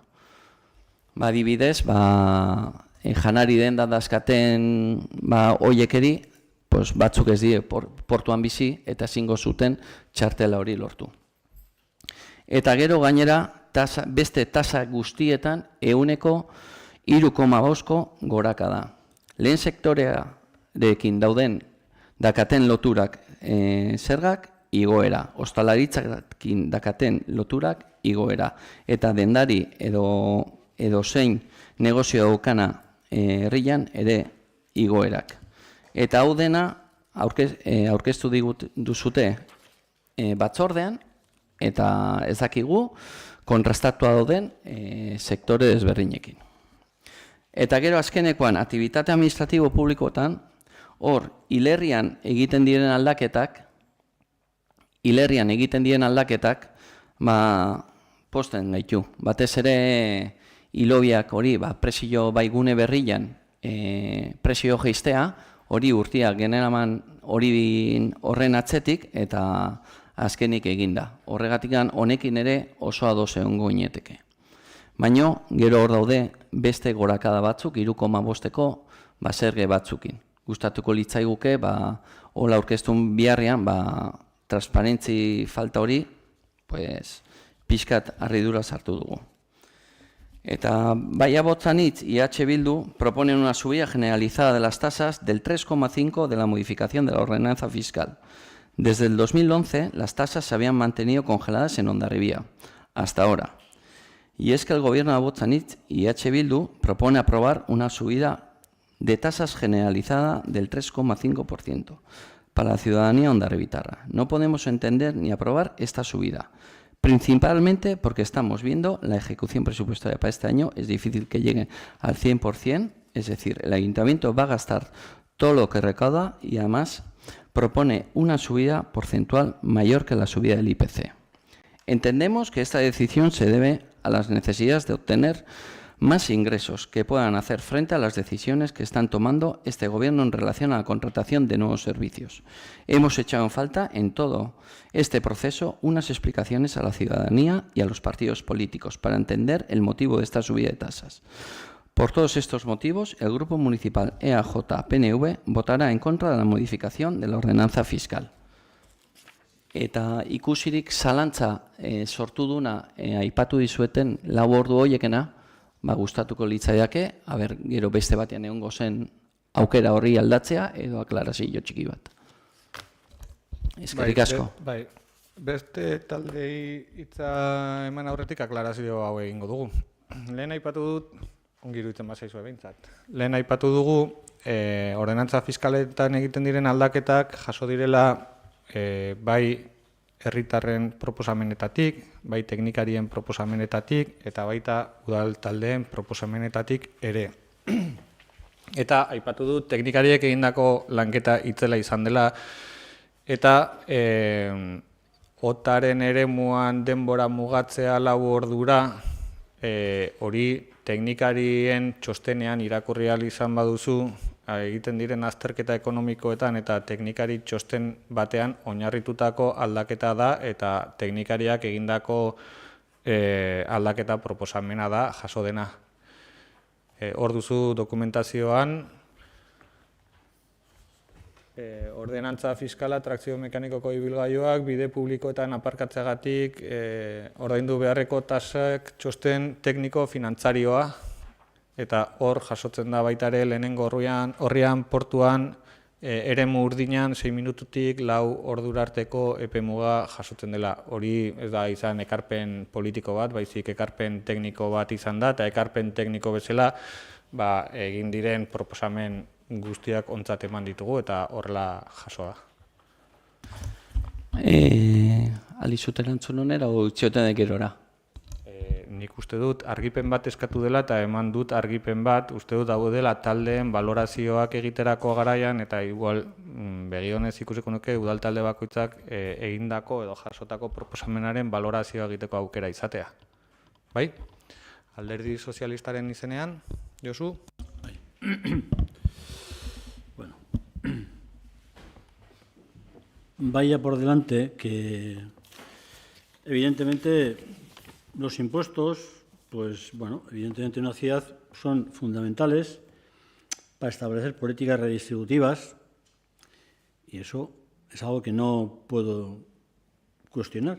En todo caso, aquí cuando de alguna forma has hecho tu valoración, has hablado de que, bueno, que se intenta hacer con esta normativa profunda en el cual, bueno, se han reajustado conceptos tanto del IPREM como del ISM, sobre el tema de las ayudas en ese hecho con la UNZA, que ha habido cambios importantes en varios capítulos, tal y como de alguna forma has hecho la lectura, y que incluso también hablabas del tema de los decretos, la posibilidad de conducir una modificación, si no es sustancial, se puede hacer vía decreto en algunas cuestiones.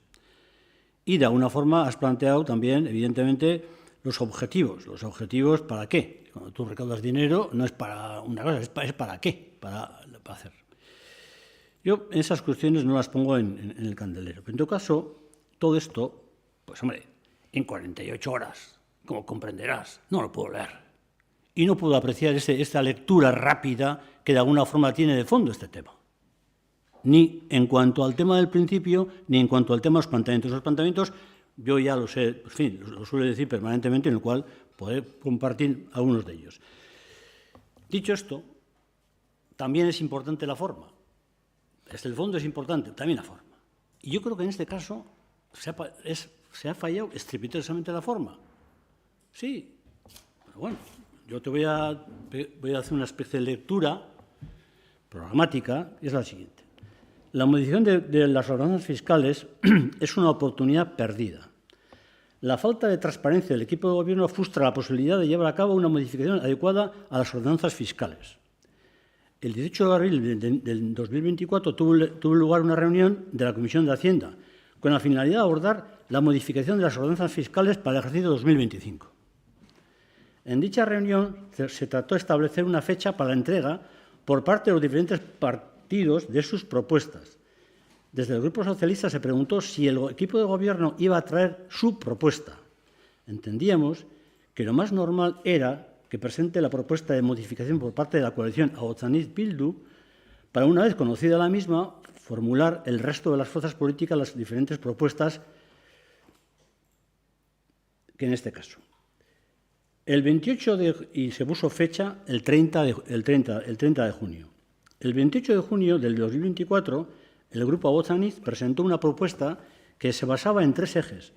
Modificación de las normas forales 12.1989 del tema del IBI, otras sobre familias numerosas y una tercera sobre los vehículos de tracción mecánica. El 14 de octubre del 2024, el Grupo Socialista presentó una serie de propuestas, bonificaciones y exenciones fiscales con respecto al IBI, bonificaciones del 50% del IBI para la vivienda de protección pública, el 5% para las propiedades de alquiler del Gobierno vasco, el 50% para las personas que tengan puntos de recarga y exenciones, para aquellas viviendas que, sin ser habituales, acrediten el año anterior el devengo del impuesto, etcétera, etcétera.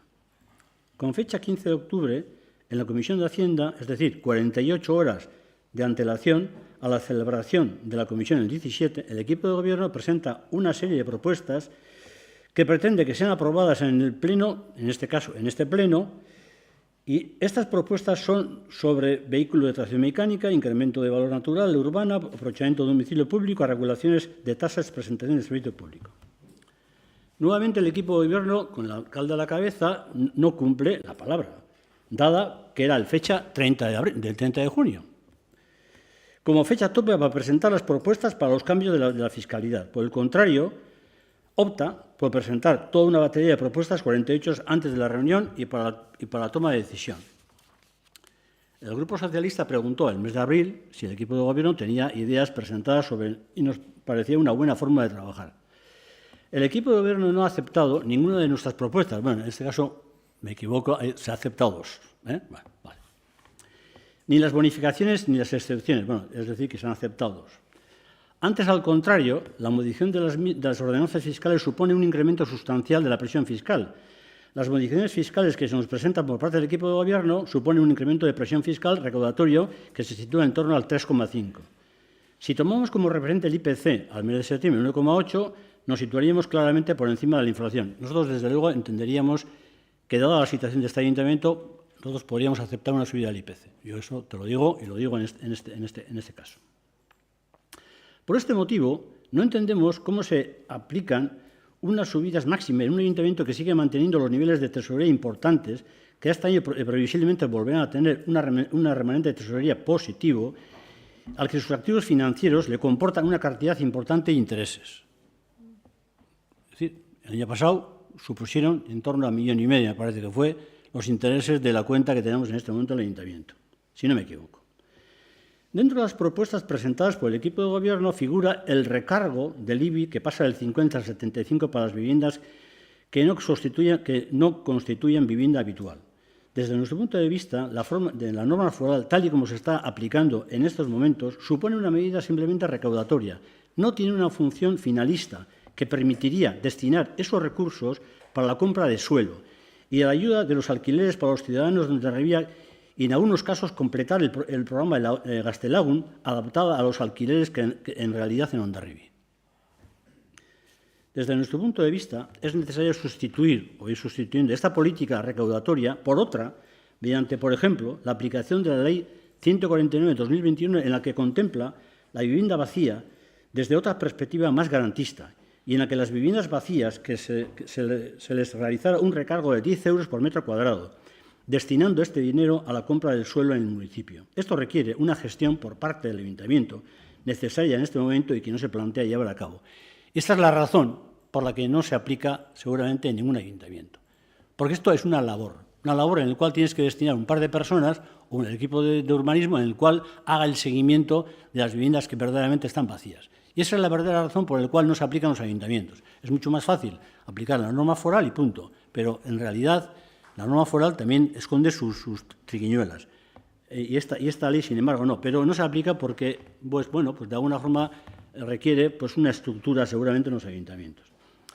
Debido a que no podemos aceptar que el funcionamiento de este equipo de gobierno se caracterice por la arbitrariedad y la falta de transparencia, como ha ocurrido a la hora de trabajar las normas fiscales de 2025. Tampoco podemos asumir que no se contemple en ningún momento la posibilidad de convertir parte de los recargos en la norma foral en recursos para ayudas a los alquileres, ni para la compra del suelo. Si a lo anterior añadimos que en la presión fiscal supone el 3,5 y impone una cantidad superior al IPC, desde el Grupo Socialista nos vemos obligados a votar en contra de la propuesta fiscal presentada por Agotxanitz y Bildu. Finit. Eskerrik asko, Josu, ez dakit Bilduren izenean garoa, mesedez. Bai, arratsaldeon. Guk ulertzen dugu aldiz gaur onartuko ditugun ordenantza fiskal hauek egiten dutela gure herria, gure Hondarbila, justuagoa, sozialagoa. Vale. Lehen alkateak esan den bezala, ordenantza fiskal hauetan aldaketa sakonak egon dira, bereziki ulergarriagoak izateko eta orden bat izateko.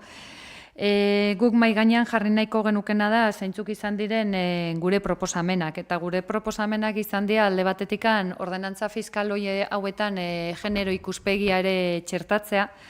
Azken finean, kontutan hartzeko datu gero nola landu aldiren.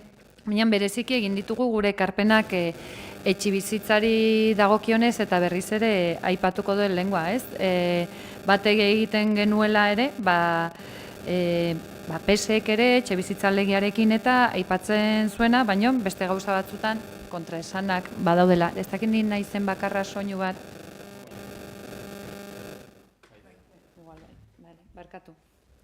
Barkatu. Ondasun higiezinaren zergan, ehuneko igoeraren proposamena egina genuen, azkenean adostasunea 3,75 iritsi gara, baina ez da inongo, ez da zigortzailea, baizik eta esaten dugun bezala, politikak aurrera eraman nahi ditugulako, eta bereziki, gure herrian dauzkagolako 1.408 etxe bizitza inor erroldatu gabe, hoietika 1.221 ez dute errekargutik salbuesten dituzten 3.000 kilobatioko konsumorik. Zenbat diran hutsak, legeak esaten duen bezala 2 urtetan iriki gabekoak, kontsumo gabekoak, noski, hornek eskatzen dugu, oantxen Josuk ere esan digun bezalta. Esan digun bezala azpiegitura bat, lantalde bat horretara dedikatzen duna, eta hori badena ere dirua da. Lehen esan dugun bezala, azken finean, etxe bizitzak utxik egotea dagoen beharre handiarekin luxu bat delako. Eta orduan, politika publiko berrietarako ezinbestekoa bitartekoa behar ditugulako. Eta gero ere etxe bizitza turistikoi esplizituki, esatea ezin dutela inongo obaririk izan eta errekargoa ere aplikatuko zaiela. Hemen ni galdetu dut ere, azken finean beste udalerritan, ze igoerak planteatzen ari diren, ulertu genuelako kontu hartzaiatzatik ere bestelako zenbateko handiagoak ere eskatzen zizkigutela, eta ulertu nahi dut horregaitikan horren lerroan doazela beste herri batzutan aplikatu nahi dirana, Biarra adibidez Irunen 4,3 ari dira hizketan, Donostian EAJak 3,9, Asko dira guk planteatzen dugunan goratikan doazenak. Beraz, eta kontutan hartuta, lehen uste dut luze eta zabal alkateak aipatu dizkigu zeintzu diran benetan eskuartean ditugun proiektuak eta erantzun nahi dizkiegunak. Baina probestu nahiko nuke beste irakurketa bat egiteko, ze lanketa egin dugun honetan, jabetu gara ere Gipuzkoako foru arauak, Bizkaikoak eta Arabakoak, baino esan dezakegu eskaxagoa dirala, ez dira hain sozialak, ez digute usten albideratzen gure herriarentzat hain interesgarriak izango ziren zerga batzuk. Eta zehazki ari gara, adibidez, bai Araban edo Bizkaian, aireportuei ezarri altzaizkie zerga tasa altuagoak, ez? Kontsideratzen direlako ezaugarri bereziko ondasun higiezinak. Eta ulertzen dugu, gure herrian aireportuak beste aktibitate ekonomikoa baino gehiago ordaindu beharko lukela. Edo baita ere jarri, edo aplikatu nahiko genuke katastro balio altuena duten higiezinei ere zerga tasa altuago bat. Baina Gipuzkoako foru arauak ez dute albideratzen, eta aldiz Bizkaiakoak eta Arabakoak bai. Beraz, espero dugu, urrengo urtean berriro data hauetan hemen gaudenean, Gipuzkoako foru arauak ere berrituak egotea eta Bizkaia eta Arabakoak dauzkaten ikuspegi sozialago horiek ere txertatuak izatea. Orduan, guk argi daukaguna da hasi egin garela, bide bat hasi degula, oinarria txukundu dela, ikuspegi bai inklusibiotikan, ulertzetikan, pesetak beharrean euroak ere noski agertzeatikan, baina bide badela oinarri bat ze guztionek bai eskatzen digu progresibitatea kontutan hartzea eta gure tasak eta askoz justuagoak eta sozialagoak izatea. Eta poliki-poliki joango gara bide egiten, nik uste du zenbait gauzotan bat egiten dugula, baina momentu honetan eta gure herriak bai eskatzen duela etxe bizitzari dagokionez politika arduratsu batzuk ikusita zegoeran bizi garen. Eskerrik asko Garoa. Eta nik ere egingo dut balorazio bat, izan ere gustatuko litzaidake abiatzea lehenik eta behin forma kontuetatik, ze hemen aipatu da eta ulertu dut justifikatu direla hainbat kontrako bozka forma kontuetan, naiz eta egiten den proposamenaren zati askorekin adostasuna badagoela adierazi den. Forma kontuei dagokionean, eta zuek ondo jaso duzute eta adierazi duzute, apirilean abiatu genuen aldaketa hau egiteko proposamena, eta udal talde guztiei proposamenak edo ekarpenak egitea eskatu nizuen. Eta hemen aipatu da, Botxanitzek egin zituen ekarpen batzuk, EH Bilduk egin zituen ekarpen batzuk, PSEek urriaren 15ean, hau da, kritikatzen den dokumentazioa jasotzearen egun berberean berak PSEek egin zuen ekarpena eta EAJak aldiz ekarpenik idatzizkorik ez du egin. Prest daudela adierazi arren, ez? Baina lan egiteko modu hau nondik dator? Nondik dator? Apiriletik proposatzea, hasieratik lanketa bat abiatzera goazela eta denok elkarrekin egin behar dugun lanketa bat iritzi diogula dela egokiena. Ni alkate izatera iritsi nintzen lehenengo momentutik, lehenengo egunetik, aipatu nuen udalean beste modu batera jarduteko borondatea genuela. Eta askoz ere osasungarriago iruditzen zitzaigula udala osatzen dugun eragile guztiok egin beharrekoetan hasieratik parte hartzea. Horri zurietatik parte hartzea da proposatu dudana, behin eta berriro. Baina iruditzen zait eta adierazi izan didazue, bereziki EAJ eta PSEtik, konfrontatu nahi dituzutela ereduak. Nik aldiz proposatzen dudana da, konfrontaziotik urrundu eta guztion ekarpenekin egitea lanketa udala Hondarribitarrona baita eta udal bakarra garelako barkatu. Eta konfrontatu behar hori niri harrigarria iruditzen zait, eta modu batean ere mingarria egiten zait. Mingarria egiten zait ez naizelako ero bat. Ez noalako bakarrik munduan, edo gobernu talde honetatik ez goazelako bakarrik munduan egiteko modu berri batzuk planteatzerako garaian. Nik uste dut PNU eta PSE aliantza aintzinean aingura botata dagoela, Hondarbilan, bereziki Hondarbilan. Eta zergaitik esaten dut hau, hemen aipatzen da eta justifikatzen da kontrako bozka bat forma kontuetan, aipatzen da gardentasun eza hasieratik denok lanketarako proposamena egiten denean. Eta nik esango dut, pertsonalki, adibidez, eta horregatik esatu dut ez nagoela eroa, pertsonalki inplikatu naiz Gipuzkoako Foru Aldunditik proposatu diguten ekimen batean. Eta ekipen hori etorkizuna eraikiz ekimena da. Etorkizuna eraikiz proposamenaren barruan gobernantza eredu berriak lantzen ari gera. Udal etorkizuna eraikiz prozesuak daude martxan gaur egun. Eta bertan barne hartzen da eredu berri hauen inguruko hausnarketa proposamena eta lidergo eredu berriak jorratzeko proposamena. Modu horizontalean eta alden mailarik zabalenean jorratzeko ekimenak Gipuzkoako Foru Aldunditik ere lantzen ari dira eta horretan parte hartzen ari gara. Eta EAJ eta PSEek dute gaur egun Foru Aldundiaren gobernantza eta hainbat alderdietako kideok gobernatzen ditugu Gipuzkoako udal ezberdinak. Honetaz ari gara eztabaidatzen, alderdi ezberdinetako udal ordezkariak Gipuzkoako Foru Aldundian. Honetaz ari gara, modu hauetaz ari gara eztabaidatzen. Badaudela egiteko modu ezberdinak, konfrontaziotik haratago dijoazenak, pentsamendu desberdinetako ikuspegiak jasoko dituztenak, eta ekimen horiek bultzatu nahian bagabiltza. Eta guzti hau zertarako? Hain sinplea da, herritarrek erakundeekiko duten desapegoari aurre egiteko da, guzti hau.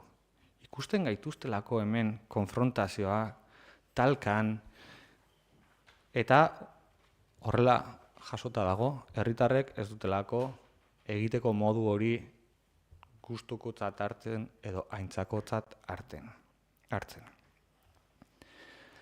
Baina ikusten da, beste instituzioetan eta beste instituzioekin lantzen ari garen bidea Hondarbilan ezinezkoa dela.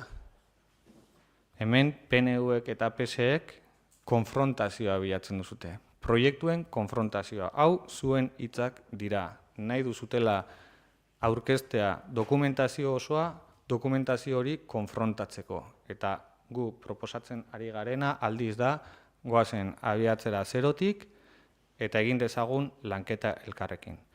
Hondarbilan, beste erakundeetan posible dena, Hondarbilan ezinezkoa da. Kasualitatea. Aipatu da, jarraituko du formekin. Zeren lehen ere aipatu dut, iritzi ezberdinak izatea iruditzen zait zilegia dela. Eta aberasgarria dela ere iruditzen zait. Baina ez zait iruditzen bidezkoa dela. Josuk aipatzen zuenean ez daudela helburu finalistak egiten diren dirubilketa hauetan ari zen PMS deitzen dieguna Patrimonio Municipal del Sueloari buruz ari zela edo horrela ulertu dizu, nik ez da Josu? Bai, ez da?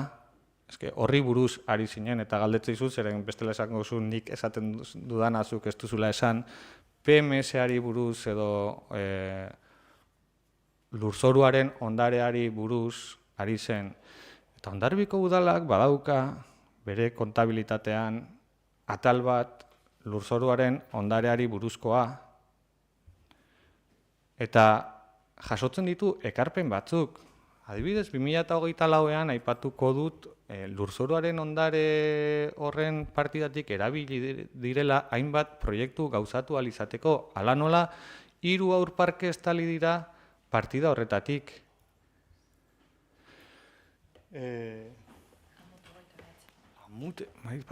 Amuteko obra guztia erabili da partida horretatik.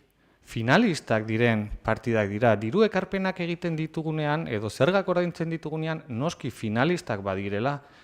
Eta badaukagu gure kontabilitatean jasota 2024ean, ez banago oker, eta gutxi gora bera esango dut, 721.000 euro bideratu dire finalista den partida horretatik, lurzoruaren ondaretik bideratu dira. Are gehiago esango dut, gure aurrekontuan ere jasota daukagu partida bat etxebizitza bat erosteko. Kreditu aldaketan onartu genuen eta azaldu zen guztioi partida bat jasotzen genuela etxebizitza bat erosteko ondore, hori izango zelarik gure etxebizitza parke publikoaren hastapenetako bat eta gauzatzera bidean gaude.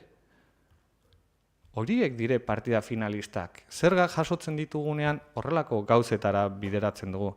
Zin dena esan hemen da, ez dagoela, ez ditugula erabilera finalistarik egiten. Ezke badaude eta egiten ditugu eta adibideak oso garbiak dira. Aipatu da hemen, bai EAJaren aldetik eta baita PSeren aldetik, aurten ez dela erabiliko jasotzen den ainako diruko pururik. Esan da, remanente toseroria handituko dela. Hemen esan da, eta hortik ere esan duzute, gustatuko litzaidake jakitea, baina irakurketa bat izan denez hor jasota egongo da noski, eta aipatu da ez dela erabiliko jasotzen den diru guztia. Remanentea sortuko dela. Hombre, hori esan da.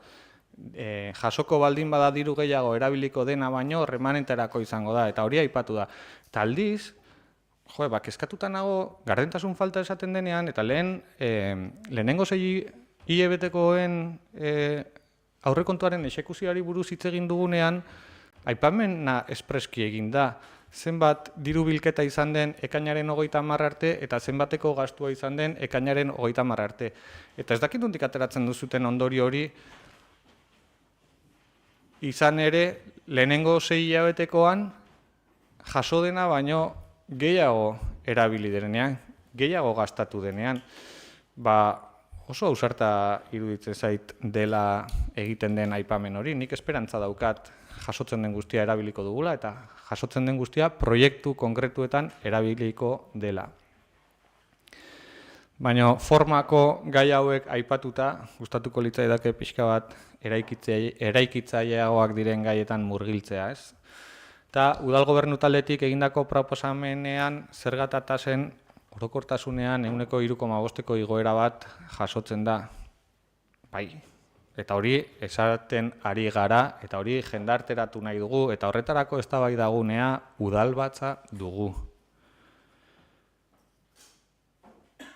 Kasu honetan, aipatuko dut, ibia edo ondasun iginezinen gainekoan 1,75koa dela, eta esan dugu, eta aipatu dugu 3,5erako igoera orokor horren barruan kontutan eukita katastroak edo foru aldundia katastroan egingo duen igoera horretan ez pasatzeko 3,5 horretatik, eta guk naiz eta zergarik nabarmenean jasotzen dugun igoera txikiagoa den, egiten dugu gure 3,5ko volumen orokor horren barruan, ez? Eta hori da gardentasuna. Esatea beldurri gabe, zergak igotzera goazela, baditugulako hainbat proiektu eta egiten dugun irakurketa global baten barruan 3,5koa esango dugu. Eta lehen aipatu dut ere, 2012tik izoztuta egon diren zerga batzen inguruan 3,5ko igoera bat eta ari gera. KPI-aren igoera eskerostik kontutan hartuko bagenu, oso maila xamurrean edo mugatuan ari gara igotzen, zeren KPI-aren metaketa 2012-tik 2024 aztertzen baldin badugu, igoera hori 10 aldiz handiagoa izango da agian, edo gutxi gora bera.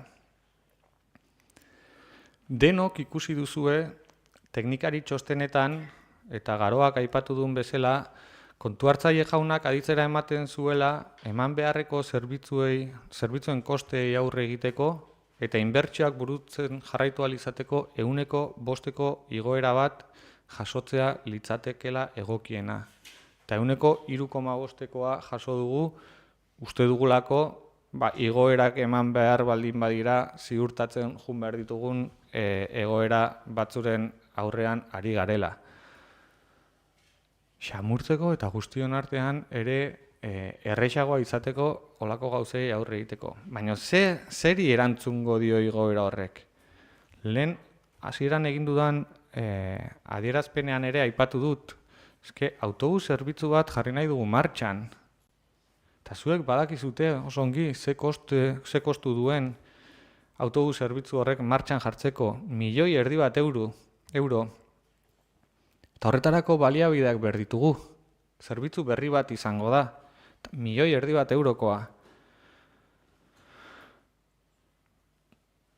Gainera zuek eskatzen ari da zute zerbitzu hori autobusaren adibidez maiztasun handiagoarekin izatea eta iaia bikoizten zuen kostuak bikoizten zuen proposamen bat jarri duzute mahai gainean. Baina ez zaudete prest zerga igoera bat ontzat ematera. Lorezaintza bezalako zerbitzuak jasoko duten igoera aipatu dut zein den. Eta oinarrituta dago. Duela 4 urte egin zenetik zerbitzu horren emaki da 3 urte. Ez, 4 ez banago oker, baina nahi baduzu 3, nik uste du 4 direla, baina nahi baduzu 3. Zenbateko izan da KPI-aren igoera? Langileek KPI horretatik ez dute ezertxo ere ikusi. Ezertxo ere. Kiroldegiaren kudeaketa berriak. Lehen aipatu ditut zenbat zerbitzu berri, kale garbiketa 25%ko igoera aipatu dut. Gauza guzti horiek finantzatu beharrekoak dira. Eta ari gara planteatzen zergen igoera bat 3,5%koa. Noski, jakingo duzuten bezala, aurrekontuak orekatu behar ditugu ondoren. Eta badakigu guztiok, eta bereziki kudeaketan gabiltzanok, badakigu zein zailak diren aurrekontuak orekatzea. Eskatzen da zerbitzu gehiago, zerbitzu hobeagoak, inbertsio gehiago, obra gehiago, obrek eduki duten igoera azkeneko 3 urteetan edo pandemiatik gaur egun arte izugarria izaten ari da. Eta ditugu 2012tik diru-sarrerak izoztuak. Eta igoera bat beste herriekin alderatuta parean edo baxuagoa gaudenean, eta zuek agintzen duzuten herri horietan planteatzen dituzutenean igoera handiagoak, eta Hondarribirako ez dute balio. Horrela jokatzen duzute PNV eta PSE aliantzan.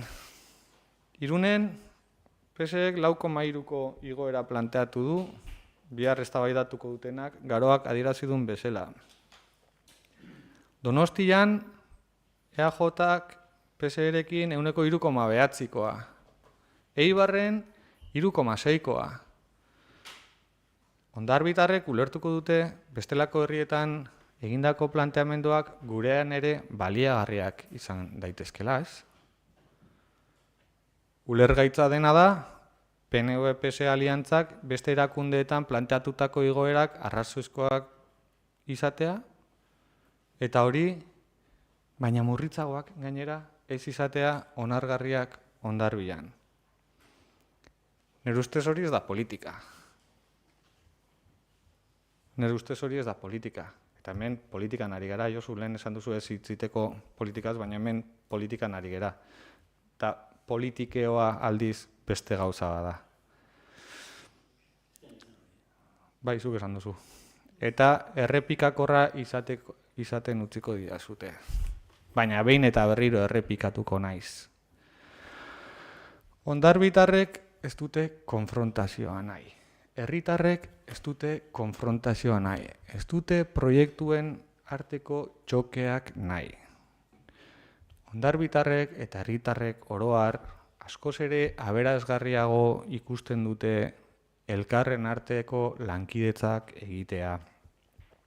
Ikusten dute proiektuak negoziaketaren bitartez noski planteamendu ezberdinak mahai gainean jarriz eta hitz eginez horrela adostasunetara iritsiaz askoz ere eraginkorragoak direla erakundeak ikusten dute. Eta apirilak 18an aipatu nuen bezala ordenantza fiskalen aldaketarako lehenengo momentutik udaltalde guztiei proposamena egiten geniela ordenantza horretan ekarpenak egiterako garaian aurrekontuetarako ere lehenengo momentutik eta horriak zuri zeudenean egin dizuet planteamentua urria amaiera aurretik ekarpenak egiteko ahal den neurrian ezberdinen arteko dokumentu bat adosten saiatzeko. Eta horretan insistituko dut behin eta berriro. Konfrontaziotik urrunduz eta elkarkidetza eta proiektu bateragarriak egiten saiatuz. Eta hori da gaurko proposamenaren nondik norakoa eta formetan argudiatu denez kontrako jarrera bat, nik ere formetan jarriko dut nire indarra defendatzerako garaian proiektu hau. Mila esker.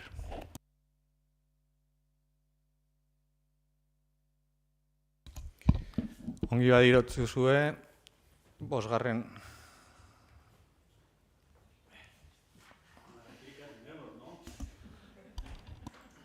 Zer nahi duzu, replika bat? Bai, porque es que has dicho cosas que desde luego me quedo alucinado.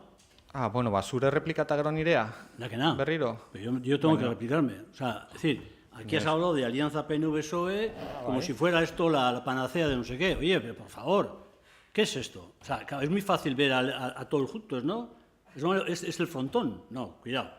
O sea, no es así. Las cosas en política no son así. Aquí cada uno tiene sus cuestiones.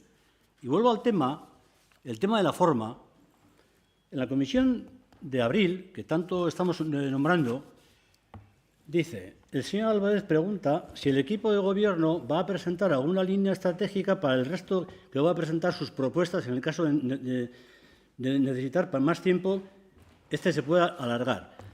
El señor Emparan, contestando a lo comentado por distintos concejales, dice que las propuestas podrán presentarse a través del registro de entrada. Se quiere que todos los grupos políticos puedan participar en el proceso desde el principio. Dice que 2 meses constituyen un plazo suficiente para presentar las propuestas y que el 30 de junio será el último día. Y que posteriormente, junto con los técnicos, se analizarán y estudiarán teniendo en cuenta la normativa vigente. Y entre septiembre y octubre se tratarán en comisión para poder aprobarla en el pleno de octubre. Y aquí, después de todo este resumen, en el cual son palabras tuyas, lo que nos encontramos es que 48 horas antes nos encontramos con todo el fajo encima de la mesa, ni técnicos ni puñetas. Esa es la realidad. Esa es la realidad. Seigor, esta es la realidad. Y esta es la forma de trabajar, que yo creo que es lo que hay que evitar. Es decir, que en los próximos presupuestos que tengamos dentro de un mes, solamente lo que pido es algo que tú pedías hace 2 años, y es que por lo menos tengamos 15 días para poder discutir las cosas y poder trabajarlas. Y no es algo que lo digo yo, lo dijiste tú hace 2 años con el tema de los presupuestos al PNV. Ahora tenemos que aplicar lo mismo, porque esa es la democracia. O sea, lo que no me vale es que apliques cosas que luego no las cumples. Y eso no es una alianza estratégica de no sé qué. Eso es la realidad. Y eso es lo que hay que respetar. Punto. Bai, Gonzalo? Erantzun dezaket, ez? Jo zuri. Ez, mesedez. Ez dakit, galdera. Zure debate politiko luze honetari. Ah, ez? vale. Bai, Debate politiko bueno, luze. bi zuzenketa txiki. Bat, udalbatzak eztabaidatzeko ezakit diren, zen honek ekartzen die diktamina batzorretikan eta batzorretan egin behar dira eztabaidak. Diktaminak onartu eta gero udalbatzetan bozkatu. Eta gero zuzenketa bat nahiko nuke. Legislación del régimen local jartzen du, zuzendu duguna zute, mesedez, komisiotara 2 días hábiles antes tienen que estar la documentación entregada. Idazkari jauna, hala da ez? Bai ez? Hala den moduan, daramagu aurten, 20 batzorde desberdinetan ez dela epe hori kumplitu. Eta daude beste 10 ez dela modu egokian eman. Eta orduan ez esan hemen esan dituzun gauz guzti horiek, ez nahi sartuko detaietan, zer etorri argia arau fiskalak bozkatzera, eta ez debate politiko bat egiteko. Eta hori zuzenketa moduan, nahiko nuke jarri. Eta ez dut gehiago esango. Benetan esango dut Josuren haserrea ulertzen dut, haserretzen dela egia entzuten duelean, eta horrek mintzen diola. Eta hau ez barin bada debate politikotarako gunea, ez dakit zertarako gune den, onera ez gatoz bakarrik bozkatzera. Eta hemen hitz egiten da reglamentu batetaz gauza batzuetarako, eta barkatu esatea, baina udalbatza areto hau eta osoko bilkura hauek debate politikorako guneak dira. Eske zerbait baldin badaukate eremu hauek debate politikorako gune direla da. Formetan, Josu aktak irakurtzen dituzun bezala ez duzu bukatu, niri gustatuko litzaidake jarraipena ere irakurriko bazenu, zeren oso interesgarria da, nire iritzirako. Zuk irakurri duzun hori da, nik gaur esan dudan berdin-berdina. Hau da, apirilean esan nuen gauza berdin-berdina esan dut gaur eta errepikatzen ari naiz behin eta berriro.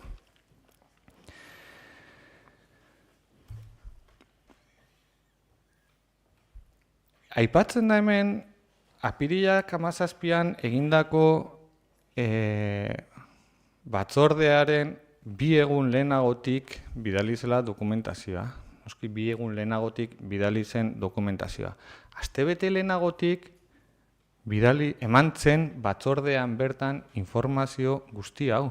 Debatitzen egondu ginen batzordean, urriak 10ko ez banago oker batzordean, debatitzen egondu ginen gaur hitz egiten ari garen guzti honetaz.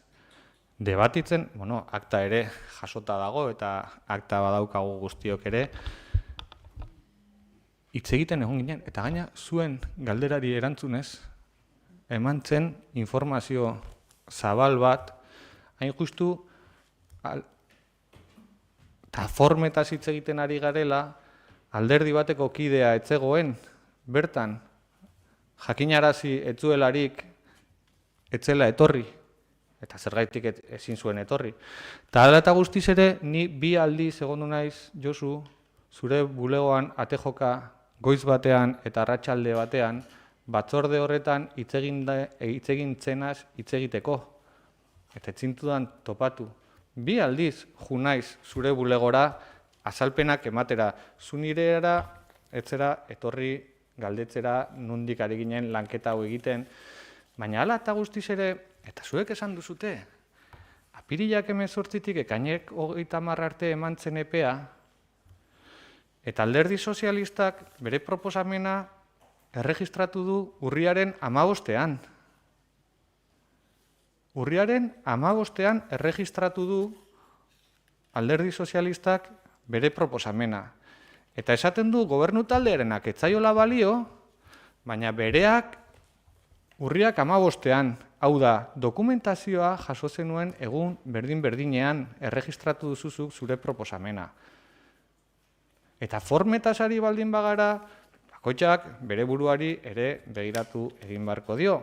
Baina ezin dena esan da, gobernu taldeak egiten duena ez duela balio, eta norberak egun berdin-berdinean egitea.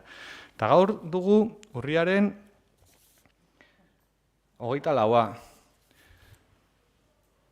Eta ja proposamen zehatzetaz urriaren 10etik hitz egiten ari gara batzordeetan, urriaren 10ko batzordean, urriaren 17ko batzordean eta gaurko udalbatzan. Hori baldin bada ez egitea ezer, hori da zuen ikuspegia, baina berriro errepikatuko dut. Epea zabalik egonda apirila eskerostik, proposamenak mahai gainean jartzeko, jaso ditugun heinean proposamenak txertatu ahal izan direnak, bai, abotxan itzen izenetik aurkeztu zen esan da uste dut ekainak 28an, EH Bildutik ere aurreraxeago aurkeztu zen eta jaso ziren altziren eta jaso genitzazken ikuspegiak, edo ulertzen genitunak partekatu genitzakenak. PSE-ren urriak 15-eko proposamenetik jaso dira ere ikusten direnak partekatu daitezkenak, esatea ez dela aintzat hartzen eta ez dela entzuten eta gardentasun falta dagoela, nik ez dut partekatzen, naiz eta haserretu eta hemen horretarako hitz egiteko aukera daukagu guztiok, libreki. Orain, ja, bozkatzera pasako gara, 5. puntu hau, ordenantza fiskalak aldatzeko proposamenaren aldeko bozkak, aurkakoak, gehiengoz onartuta, idazkari jauna, jasota, eskerrik asko. 6. puntura pasako gara beraz, Hondarribia sormen hiria, sormen artistikoa sustatzeko beka lehiaketaren oinarri arautzaileak onartzeko proposamenari dagokiona da, eta hortzi emango diotitza. Atzaldeon, eskerrik asko guztioi. Bagoaz aurrera, eta ni pixkategia esaten badizuet, nahiko nuke gauzan hasi gabe, baina nolabaiteko lotura egin. Diru bilketa hitz egiten ari gera, eta oraingo puntu hontan ekartzen duguna da nolabaiteko bekaren proposamen bat. Eta bai esan nahiko nuke, eta gauzan hasi gabe, eta aurrera jarraitzen dugu, baina agerikoa baldin bada ere hemen behin da berriro udal gobernu hau kolore ilunez edo beltzez margotu nahi badezute ere, argi daukaguna da Hondarribia sormen hiri bat dela, eta hemen ekartzen dugun udal gobernu honek ekartzen duen planteamendua da kolore bizi eta kolore askotariko proiektu bat, eta hauxe bera adibide xume eta simple bat. Jakina bada ere kulturgintzan, kultur programazioan bagabiltzala, gure programan jasotzen genuen, gure agintaldi planean jasotzen genuen bezala, sormen bekak aktibatu nahi genuen, jakin badakigu urte luzez deialdia egin gabe egondu dela, 2011an esango nuke azkena, eta nolabait ahazturan edo horre gordeta izan den deialdia berreskuratu dugu, eguneratu dugu, eta hori da ikusten duguna, ez? Batetikan jakina da urte luzez eta gaur egun daukagun kultura eskaintza gure herrian zabala dela, gauza ederrazko eskaintzen ditugu, beste gauza batzuk ere zuzentzekoak baditugu, konstiente gera, bidean gaude, eta hobetzeko nahiarekin, behin da berriro esan dugu, neuk ere bai, eta hortan bagabiltza, hori ziur. Eta ikusten genuen atal bat, erabat, esan dudan bezala, ahanzturan genuena daukaguna, da herrian daukagun potentzialidade bat, eta da herri sortzaileak, ez? Jakin badakigu eta izen esanguratsuak baditugu ere, gure herrian, Bidasoa eskualdea bertan, sormen herri bat izan du dela, eskualde bat, izen esanguratsuak badauzkagu, mendiburu bat, zer esanik ez, pasaden, hilabete honetan egin dugun Nestor Basterretxea jaio zela 100. urtemugan, eta nolabaiteko filmografiaren ziklo bat bete berri dugu Hondarribian, baina badaude itzalean, badauden beste herritar asko, gazte asko, eta Hondarribia izan du da, eta gaur egun ere bada potentzial bat sormenari dagokionez, arteari dagokionez, eta besterik ez, gu gatozena da, hori albidetzera. Herrigintzatik gatozenez, badakigu zein den temperatura, egona gara kontaktuan, jardunaldi batzuetan, eta sorpresa sartu genuen duela urteak, sormenari dagokion deialdian parte hartu zuen jende zabalak eta askotarikoak, ez? Eta, esan bezala, orain ekartzen duguna, batzordean hitz egin izan dugun bezala, bidea egiten ari gera, ez daukat inungo zalantzarik hanka sartzen badegu eta ekibokatzen bagera zuzenduko degula eta aurrera egingo degula, baina argi daukaguna da gai hau ere abordatu behar degula, aurkeztu genitun oinarriak, egia da partekatu genula gainontzeko taldeekin eta nolabaiteko zuzenketak eta aportazioa jasota osatu degula oinarri oso bat, bideak esango du zer erantzuna daukan, betetzen badu, erantzun hona baldin badauka aurrera jarraituko du, aldatu behar baldin bada, egokitu behar baldin bada, egokituko da. Baina, bueno, esan dakoa, onera ekartzen dugu, beka lehiaketaren oinarria arautzailea onartzeko proposamena, eta nire aldetikan eskerrak eman, eta, bueno, ari gara. Eskerrik asko Hortzi, Sartzerik, Gonzalo. Bai, Igor, mi esker, bai, Hortzi, eskerrik asko, posten gaitu, batez ere, ekimen hau martxan berriz jartzea, eta ere posten gaitu, adieraztea, hanka sartzen baldin badugu, ateako dugu eta aurrera begiratuko dugu. Hori izan zen gure ekarpena, proiektu honetan hori gertatzen baldin bazen erresteko ordenantza eta beka horren emateko aldaketa txiki horiek, eta gure aldetikan gure boskaldeko izango da, zeren proiektu honetan eta pertsonak hauek batez ere izatea bere lekua gure hiri honetan. Besterik? Josu? Bai. Bueno, gure aldetikan komisioan, nik boskatu nuen aldekoa, baina gero modifikazio batzuk izan dire, que no tengo, la verdad es que no... A ver, yo con el conjunto hice el planteamiento de que los 10 años me parecerían mucho a 5 años y luego no me gusta la redacción, la parte de la redacción cuando se habla del tema del euskera, que se prioriza el uso del euskera en los proyectos en los que se utiliza el idioma, introduciendo el siguiente párrafo. Yo aquí, en fin, estoy de acuerdo con el tema de la ordenanza, me parece muy bien que se aplique la ordenanza, pero con la otra parte no, en fin, le veo sus diferencias, por lo cual nosotros votaremos en contra. Ondo, eskerrik asko beste hitzartzerik, ez? Bozkatzera pasako gara beraz, Hondarribiko sormen hiria, sormen artistikoa sustatzeko beka lehiaketaren oinarri arautzaileak onartzeko proposamenaren aldeko bozkak. Kontrakoak, gehiengoz onartua. Itzaliko duzu mikrofonoa Josu mesedez. Zazpigarren puntura pasako gara beraz, aurrera egingo dugu, eta Gabarra doaintzan jasotzeko onarpen proposamena eta apoko katalogoan sartzekoari dagokiona. Hortzi, zuri emango izutitza ere, mesedez. Bai, eskerrik asko. Beste gai bat, hontaz ere hitzein izan dugu, eta oraingoan ekartzen duguna da, ofizialki, batzortikan pasata bada ere, egin beharreko beste pausu bat, eta da, udalbatzetik pasatzea eta Gabarraren doaitza edo onartzea eta ofizialki pasatzea Gabarra udalaren eskuetara, ez? Batetikan, lehenik eta behin, egia esan eskertu nahi dut Olasagasti familiari, sendiei, beraiekin kontaktuan jarri ginen joan den urteko iraian, dena dakizuten bezala, lehenagotik ere bide bat eukita ikusi genuen nola ondoratuta ja bazegoen ordurako Gabarra hau, eta pentsatu genuen bai edo bai jardun behar zala, beraiekin kontaktuan jarri, eta beraiek ere pentsatzen bertan bukatuko zula Gabarra horrek, oso eskertuak adierazi dire denbora lerro hontan, eta gure aldetikan argi daukaguna da, eta gure bidea ere, eta agintaldi planean agertzen den bezala da itsas ondarearen berreskuratze lanak egitea.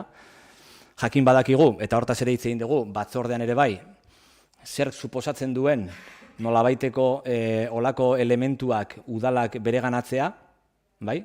Ze orain izan eta etorkizun baterako udalaren jabe parte izango da, udala jabe izango da, eta udalaren ardura izango da, Hondarribikoa den itsas ondare horren bermatzea eta izatea, ez? Eta bereziki hortara goaz, ezke hori da gure apostua. Eta pentsatzen dugu bere bizikoa dela herrian ditugun olako elementuak mantentzea bertan. Ze jakin badakigu, badauzkagula, inguruan eskualdean bestelako itsas elementu batzuk, bai, Aldundiaren jabe depositotan, Gordailun, beste asko herritik kanpo, eta horren ederra den, eta gure aipatzen dugun gure herri hontako elementu asko eta asko, batzuk behintzat, herritik kanpo topatzen dugu. Itsas ondarei lotuta daukaguna, ere bai. Eta orduan gure alegina, gure lana eta apostua da, halako elementuak bertan geratzea eta udalaren arduraz zaintzea eta ezagutaraztea, ez? Esan da, familiari eskerrak, eskertu behar dut ere bai, udal langile eta teknikariek egin duten lana, nola ez? Eta bueno, badakizute, 2024ko, maiatzean egin genitula itsas topaketak, Hondarbiko lehenengo itsas ondareko topaketa, itsas herria ekimena, jaialdia, eta bertan ere txertatu genuen gabarraren arloa edo gaia, ez? Gure asmoa bide hontan da gabarra jaso, berreskuratu, kokatu, eta nolabaiteko divulgazio lana egin, bai inguruko eskola, herritar eta bisitarientzako, ez? Baina nolabait bere garaian horren garrantzitsua izan zen gabarra bai Hondarbilan eta Bidasoa eskualdean bere lekua izan dezan, ez? Berri esango dut, ahanzturan ez dadila erori eta hori da gure apostua. Orduan, besterik gabe, orain tokatzen zaiguna da doaitza bozkatzea eta nola ez, bidean jarraituko dugu lanean. Hitzartzerik, Gonzalo? Bai, mi esker, Igor. Hortzi, mi esker. Behin eta berriz, esan dut, proiektu hauekin bide lagun izango gerela, beti alde ingo dugula, batez ere gure ondarea, gure herrian gelditu dezan. Orduan, bai honekin eta itsasontzia aldezarra edo mendila edo baserritan dauden ondare guztiak gure babes izango duzute eta elkarrekin lantzen ditugu. Eskerrik asko beste hitzartzerik, Josu? Bai. Bueno, eskuelatikan adostasuna. Yo creo que este tipo de proyectos consolida, yo creo que la personalidad y al final el futuro siempre es importante saber lo que es el pasado. Yo creo que el proyecto de Gabarra, y quizás si hay alguna cosa más, pues está bien. Yo creo que este tipo de proyectos son positivos, sobre todo desde el punto de vista municipal y sobre todo para los ciudadanos, para que de alguna forma los podamos reservar. Espero que la cosa funcione, que esta Gabarra se recupere y que de alguna forma se pueda colocar en un sitio visible en condiciones. Espero que sea así. Beste hitzartzerik, ez? Bozketara pasako gara, 7. puntua, Gabarra doaintzan jasotzeko onarpen proposamena eta apoko katalogoan sartzearen aldeko bozkak. Hau batez onartua.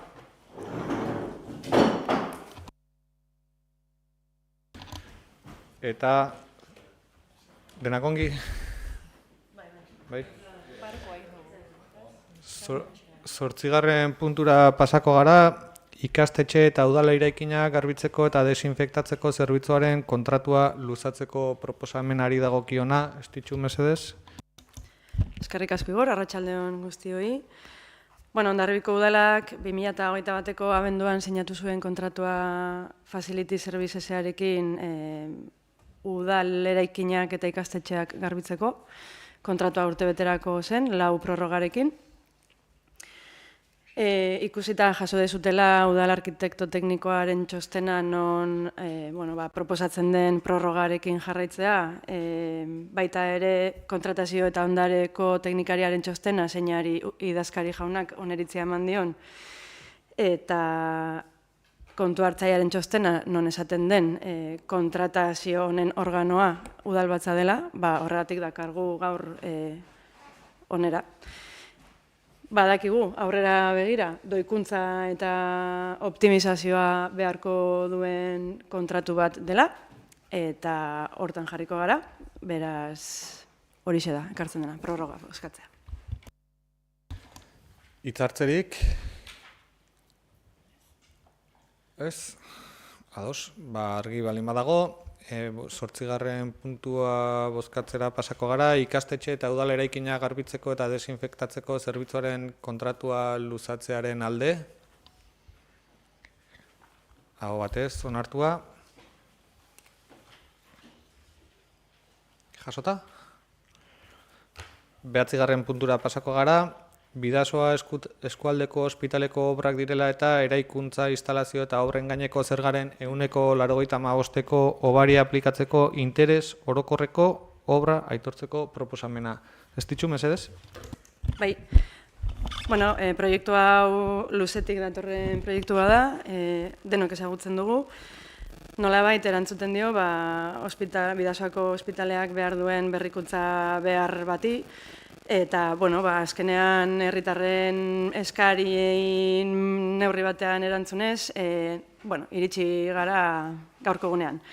Azkenean, obra lizentzia eman zaio ospitalari, eta zertarako nolabaiteko behin-behineko eraikin batzuk jartzeko, oraintxe bertan aparkalekua dagoen lekuan, atzeko aldean, eta horrera asmoa da, eraikin horietara, bulegoak ematea eta preseski kirofanoek behar dituzten berrikuntza obrak libratzen den leku horretan eraman, eta gero orain dauden lekuan obran jarraitzeko. Hau da, ez dutela leheno hasiera batean proposatzen zen bezala, beste hiri edo beste ospital batera juteko beharra eta dena bertan egingo dela. Orduan, lizentzia hau eman zitzaien irailaren 23an, eta honelako kasutan izioaren gaineko edo eraikuntza eta instalazioen gaineko zergen arauak, hori da, ematen du aukera interes orokorreko edo udal onurako diren obretan obaria eskatzekoa. Obari hau 85%koa da, eta noski ospitalak obaria eskatu du. Teknikoki eta politikoki iruditzen zaigu betetzen ditula kondizio horiek, eta beraz hori da onera dakarguna, ez? Obari hau onartzearen proposamena. Eskerrik asko, baloraziorik. Gonzalo?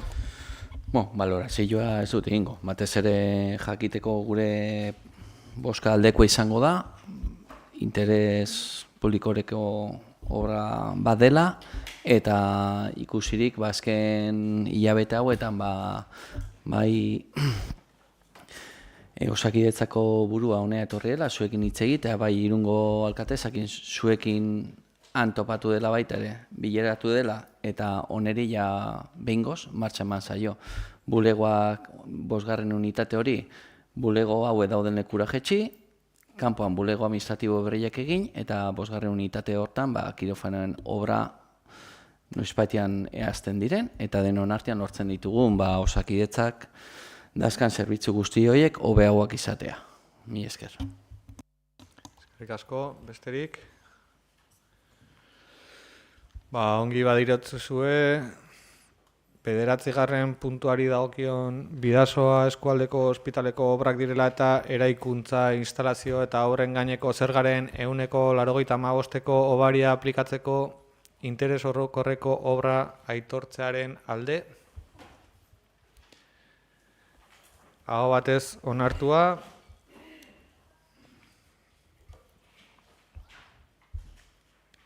Hamargarren puntura pasako gara. Gobernu organoen kontrolari dagokiona, 2024ko 2557 zenbakitik 2874 zenbakira bitarteko alkate dekretuen berri emateari dagokiona. Zait aurretik jakinarazi galderarik egongo denik, baina ez dakit, bai? Aurrera? Mi esker, Igor.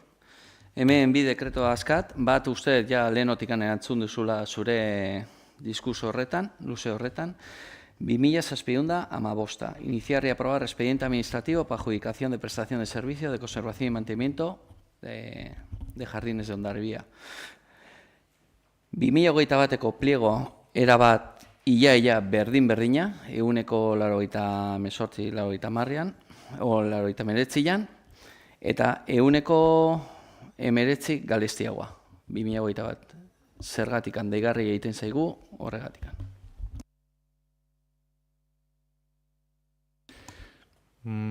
Bai, egia esan, gaur eukidugun eztabaida eukita gero formetan, dekretu baten inguruan galdetzerakoan, 300 piko dekreturen berri ematea dagoenean, eta gainera aurrez galdetu nizuenean, bozeramaile batzordean ia galderarik eta dekretuen berri ematen inguruan edo bazegoen zerbait eta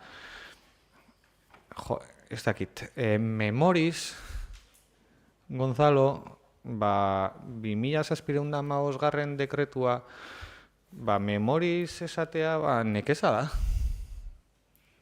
Eta galdera idatzita ekarki zenun horretan, esaten baiazu udalbatza aurretik galdetuko duzula, prestatu dezaket. Baina, saiatuko naiz. Lorezainen dekretuari dagokionean, jakingo duzute Lorezainen zerbitzuaren kontratazioa gatazkatsua izan zela, greba bat tarteko, denok bildu gara Lorezainen ordezkariekin eta Lorezainekin berekin ere, eta aipatzen ziguten nola 2000 noizkoa esan duzu zela kontratua 19koa edo 21koa.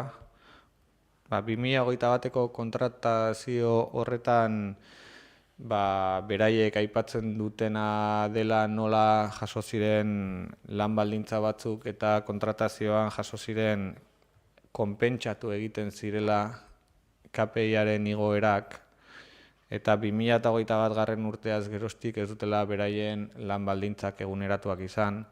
Greba bat egon zela, greba luzea, gogorra, iruditzen zait.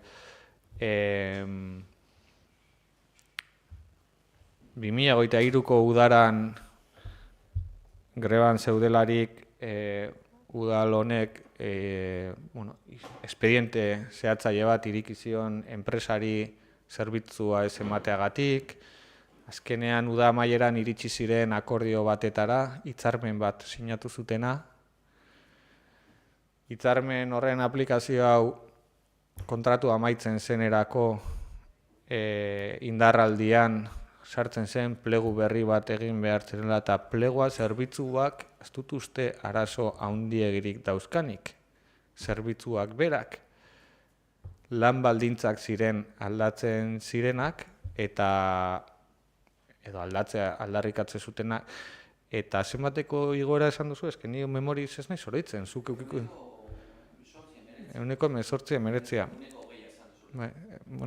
gutxi gora bera. Eta KPI-aren igoera 2021-etik 2024 urte amaierara metaketa 121 ingurukoa da. Hartu hain erresa da hartzea kalkuluak 2021-etik 2024 eta hor dago aldaera zerbitzu baten kontratua amaitzearekin urrengo baten deialdia egiterakoan jaso beharrekoa. Eta horrek eukiko du bere bidea, izapidetu beharko da esleipen bat, aurkeztu beharko dira proposamenak, eta uste dut logikaren barruan sartzen dela, ez daukala beste munduko misteriorik, baina Memoriz esaten dizuden azalpena hortik dijoa. Mi esker. Urrengoa izango zen 2023, iniciar y aprobar expediente administrativo para la adjudicación y prestación de servicio, montaje y desmontaje de estructuras prefabricadas del ayuntamiento. Tablaua, karpak, aulkillak, mailak, pliegoa ere antzeko parecido, 188, 189 ja 2019koa iguala, baina aldatzen da inventario, gauz gehiago daudelako, bai baiak, aulkillak, mai berriak daudela, baina, kasu hontan, gastua 100% jotzen da bakarrikan. Eta hori deigarri egiten zaigu, zeren KPI-a 2019-tik 2024, 125 uste dut jo dela, ez, 25 ez, 21 uste dut. Eta orduan, zergatikan batei aplikatzen zaio igora hori, eta besteari ez. Eskerrik asko. Ez dakit, uste dut, zerbitzu honetan ez dagoela dekretu bat. Hainbat dekretu daude, izan ere espediente hasiera bat egintzen, espediente hori bertan bera utzi zen, teknikariek ikusten zuten obra zerbitzua beharrean obra izan behartzula, beste azterketa bat egin zen, gero azkenean beste teknikariek ikusten zuten zerbitzua izan behartzula. Egia esan, momentu honetan, eta nik datu ekonomiko horiek ez ditut landu, ezin dizut orain horrela bota. Badakidana da, espediente hori landu dela, eta zuk ere badakizu, noski, zuk ere oso ongi badakizu, espediente hori landu dela goitik, behitik, alde batetik eta bestetik, eta ez dakit kopuru osoan duen aldaketa 1%koa den, 3koa 0,1koa edo -2koa, baina aztertu dela zerbitzu horren beharrak goiti bera, hori dakit, hori dakizuzuk nik bezain ongi. Bai, ezta? Badakizula zuk nik bezain ongi, ezta? Zer? Nola aztertu den. Aztertu? Iguala da, 2019ko eta oraingoa. Aldaketa txiki batzu dazka, nahi bauzu programazioa hartu eta hor bertan ikusten da. Baina, ez dakite, baina nik orduan teknikariekin espediente hasiera egin zenean, espedientea bertan bera utzi zenean, obra izan behartzuela, zerbitzua izan behartzuela, egon diren diskusio guzti horiekin udaletxe honetan eta atzeratu den guztiarekin zerbitzu honen kontratazioa zeren aitortuko dut. Gauza bat aitortuko dut begira eta lehen hortik aipatu duenarekin lotura zuzena duena. Kontratazioan, zuek sufritu zenuten, kontratazioan bizitzen ditugun egoerak zailak egiten dira ulertzea. Kontratu bat esleipenera ateratzea kostatzen duena nik lanean ibili naizen nire bizitza osoan ez dut horrelakorik ikusi. Eta kasu hau, bada, zailtasun handiak eragin dituen kontratazio bat. Eta berandugoaz, ongi dakizun bezala, berandugoaz. Orain, berdin-berdina dela, bide honetan eduki ditun aldaera guztiak, eta hori, memoriz ulertuko duzun bezala aldaera guztiak ezin ditut hemen aipatu, baina eduki ditun aldaera guztiak ezagututa, esatea berdin-berdina dela, eske hau hasi zen zerbitzu izatetik, obra izatetik, azkenean bukatu berriro zerbitzu izaten, eduki ditun gora bera guztiekin eta prozeduran izandako zailtasun guztiekin, nik ulertzen dut, hemen parte hartu duten teknikariak ugariak izan dira, postekoa da behingoz, niretzat behintzat, kontratazio hau esleipenera atera eta behingoagatik espero dut kontratazioa modu egokian ateratzea eta kontratatzea izan ere orain bizi dugun egoera ez dudalako inolaz ere gustoko eta uste dut konpondu beharrekoa dela lehenbailen. Eskerrik asko. Dekretuen inguruan beste azalpenik behar? Pasako gara azkeneko puntura, erregu eta galderei dagokion puntura. Hemen alderdi sozialistako kideek emailez pasa dizkiate oraingoan galdera xorta bat, beraz zuei emango dizuet hitza.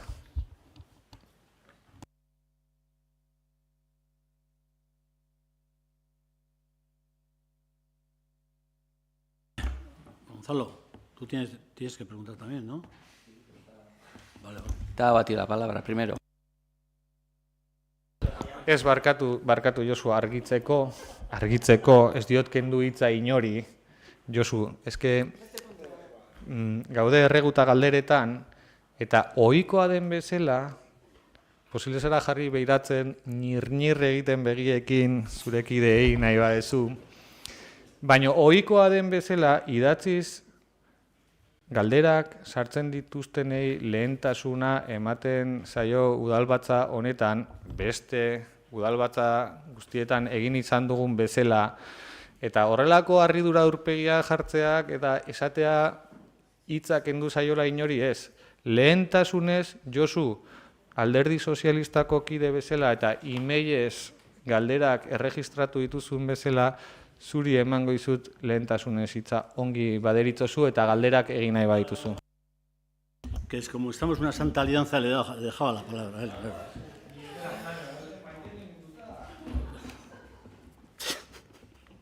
Bueno, a ver, en las preguntas, nire galderak dira pixka bat, tuvimos unos presupuestos en los cuales hubo unas partidas aprobadas por el equipo de gobierno. Y después también en la modificación de créditos. Orduan, yo siempre normalmente he solido y entiendo que cuando acabamos, vamos un poco, acabando me refiero el año, en este caso el 2024, haciendo el repaso, yo siempre solía decir que cuando alguien tiene que hacer unos presupuestos para el año siguiente, está bien si la parte o las partes han cumplido lo que de alguna forma pues lo han establecido, se han comprometido. Y en ese sentido, las propuestas van dirigidas un poco en lo que nosotros, desde el punto de vista, habíamos aprobado en este caso en los presupuestos, que son, por ejemplo, hay una partida de bonodenda que quiero saber si en este momento cómo está, si de alguna forma estamos en el mes de octubre, si en noviembre y diciembre hay alguna idea por parte del Ayuntamiento de sacar pues un poco el tema del bonodenda, pues bueno, como se hace todos los años. Del dio banan Nahi baduzu erantzutea igual hobeto banaka, ez? Zeren kide desberdinei bideratuak dira. Bale, denden inguruan, kontu hartzailearekin hitz egin genuen bere garaian, ea nola egin genezaken udaletik ateratzeko, izan ere teknikariek adierazi ziguten Eusko Jaurlaritzak ja ez zuela asmorik edukiko aurten beraiek ateratzen duten bonodenda hori ateratzeko. Orduan, kontu hartzailetzatik esaten ziguten udalak aterako behar balitu, nolabait diru laguntza bezala ulertuko zirela, eta ondorioz diru laguntzen legea aplikatu behar zitzaiola. Eta, klaro, horrek gauza asko zailtzen zuen. Ibili ginen, Irungo udalak baditu bono propio batzuk, eta ibili ginen aztertzen ea nola egin zitekeen. Horrek eraman gintuen Gipuzkoako ganbararekin harremanetan jartzera, eta iritsi ginen nolabaiteko akordio batetara, beraiek prest egongo liratekela bonoiek kudeatzen, egun jakin batzutan, eta ordutegi batekin, baita ere, pixkat murritzago.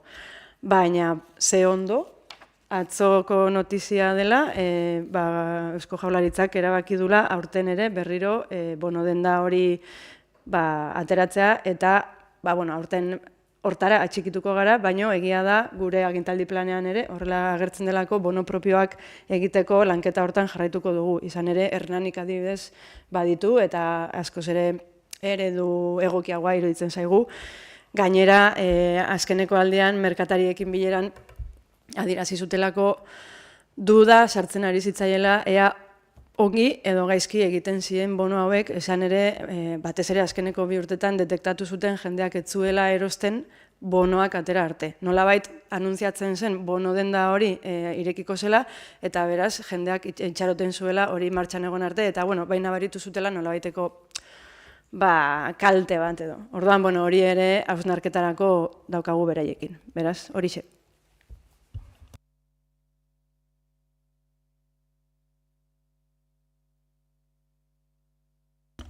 Eta gobierno ato ditula hilontan, ez da, otoran hilean. Eta orduan, horiekin batea? Bai, atxikituko gara beraiekin juridikoki askoz ere errezagoa delako. Eta orduan, bai.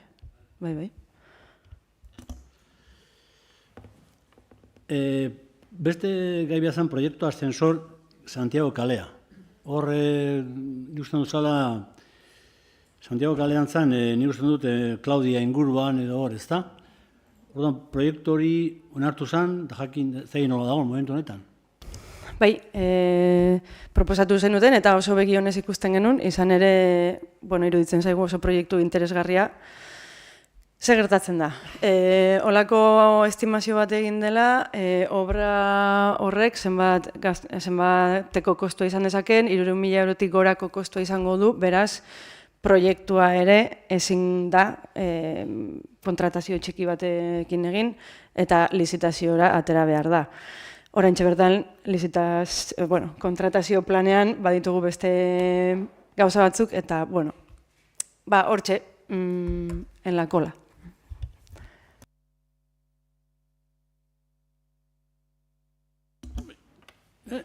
Bueno, beste proiektu alumbrua Labaizeta. Ni badakit hemen zerbait egin dela. Ez da egin momentu honetan nola dagoen. Labaizetakoa. Bai, Labaizeta Mendeluko Josu Langile eremu horretako errepidean argiztapena jartzeko diru partida jaso zen. Hemen hainbat aldagai egondu dira mahai gainean, alde batetik hausnarketa izan da ze jartzen dugu, fotovoltaikoa edo argiteri ohikoa, ez? Ezan jakireki eta kableatua sartu. Hortan ari ginela, denok biziki bizitzen ditugun uholdeen arazo hori hor daukagu. Tartean Salaberria ingenieritzaren uholde garritasunaren azterketa iritsi zitzaigun. Ezagutzen dituzue ze neurri edo ze babes mota jarri dezakegun, balga la redundantzia, mota bat egiteko proposatzen zaigu preseski eremu horretan. Eta horrek bai eraman gaitu erabakitzera ez dugula ohiko argiteri bat jarriko, baizik eta fotovoltaikoetara joko dugula. 3 aurrekontu eskatuta daude eta arkitektu teknikoa txostena egiten dabil ja zeinek eramango duen kontratazioa. Pentsatzen dut datorren astean edo esleitzeko hori da, esleipena egingo dela. Ez, ja jartzeko, bai.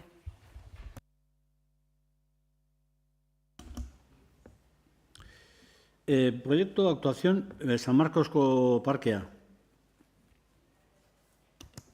Vale. Bai, hemen ere hausnarketa prozesu bat egin genuen. Izan ere, gauza zen, nola ze esku hartzea egingo da. Parkeari izaera aldatuko zaio eta rediseinu bat egingo zaio, edo dagoena txukundu egingo da eta auzotarren beharrei erantzun.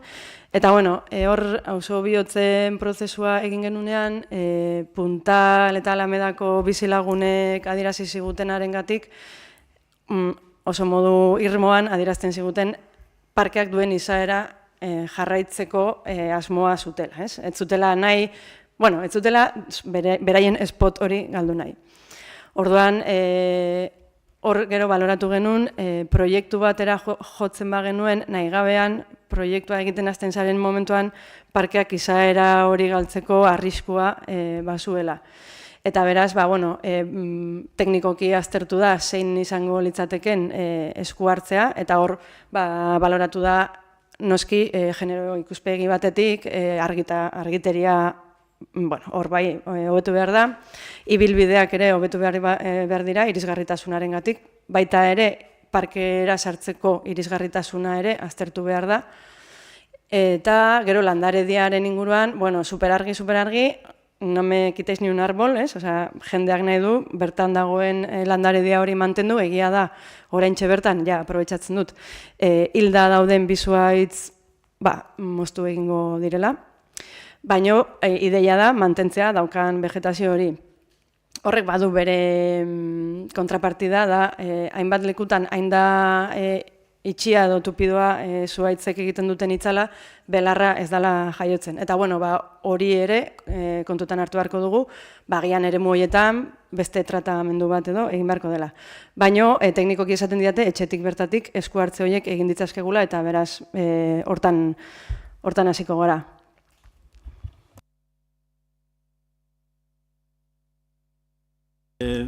Bazan,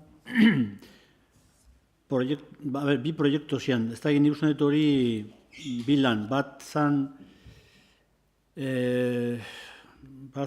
ikusten dut karpeta batzuk historikoki egin behar zirenak, 2 karpeta esan dena ustu edo el vaciado, y luego había otra parte que era la digitalización de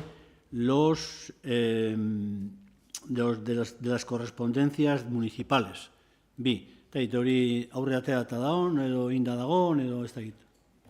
Bai, okeraz banago, hori digitalizazioa 1940-1940ko kaxak batetik 51 eta 63-tik 26 horiek egina daude, eta bestea, okerez banago, behintzat hori baldin bada galdera, ideologia politika de asuntos militares, hori ere, bi lan horiek behintzat jasoak daude. Horiek baldin badire gaiak, egina daude.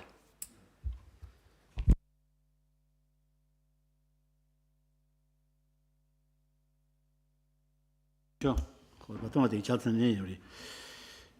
Sistema audio, saloien, zaudiko baztainik hori nomin izan zen gauz bat, eta nik ez dait hori aurre nola dagoen momentu honetan. Botoia sakatzen dugunean hobeto funtzionatzen du. Baina, bai, esan beharra dago, 12.000 euroko partida bat jasota zegoela, kontratazio bat egintzela, eta 10.000 eurotik gorako ekarpen batekin egintzela sistemaren hobetze bat, eta uste dut denok bizitzen dugula hobekuntza honen ondorioak izan ere lehendik zeukagun egoera txarra kontutan hartuta, orain askoz ere funtzionalitate gehiago dauka, eta berriro esango dut, sakatzen dugunean botoia. Orduan, urrengo galderarako mesedez, ezaztu sakatziaz. Estudio situación de espacio sin cobertura móvil inguruan, eta gero baita ere Jaizkibelen inguruan, atzeko aldian. Hori gauz bat nik uste zuek ere planteatu zentutela, eta nik uste dut, momentu honetan badaudela zona batzuk, problema handiakin, koberturaren falta handia, Muriete aldean, incluso, eta gero baita ere, Jaizkibelen bestaldeko baita ere, eta orduan nik ez dut honei buruz, zerbait egin dan, aztertzen ari dan, zeidea dagoen. Bai, egia da proiektu honeri berriki eutsi diogula, izan ere, bueno, ez da ohiko lan bat irigintzan, eta hasiera batean ez geneukan, teknikarien aldetik ez zegoen oso argi nola ekin behar zitzaion honeri. Bueno, azkenean zuk esaten duzun bezala mapeo bat egin behar da, hiriaren mapeo bat ikusteko nun dauden zulo horiek, guk ezagutzen ditugu, baina, hala ere, txosten tekniko bat behar da, eta ematen diguten soluzioa antenak gehitzearena da. Orduan, ja baditugu hainbat enpresa zeintzukin egin dezakegun, esan nahi dut, oraindik ez dugu aurrekonturik eskatu, baizik eta ari ginen egiten lanketa hori EAS enpresakin lan egin genezaken, eta ja más o menos lortu ditugu hainbat aurrekontu ezberdinak eskatzeko, baina bai aurreratzen dut, gero gizarteratze lan interesgarri bat egongo dela, izan ere, esaten dudan bezala, antenak jarri behar dira, teiatuetan. Gaur egun badago sozialki antenen kontrako mugimendu bat, eta hor ikusi beharko dugu, baloratu beharko dugu, ze punturaino nahi dugun benetan kobertura arazo hori, esan nahi dut, pairatzen dugula, baina gero antena horien kolokazioak bere lanketa ere ekarri beharko dula. Así que, honetan motel goaz.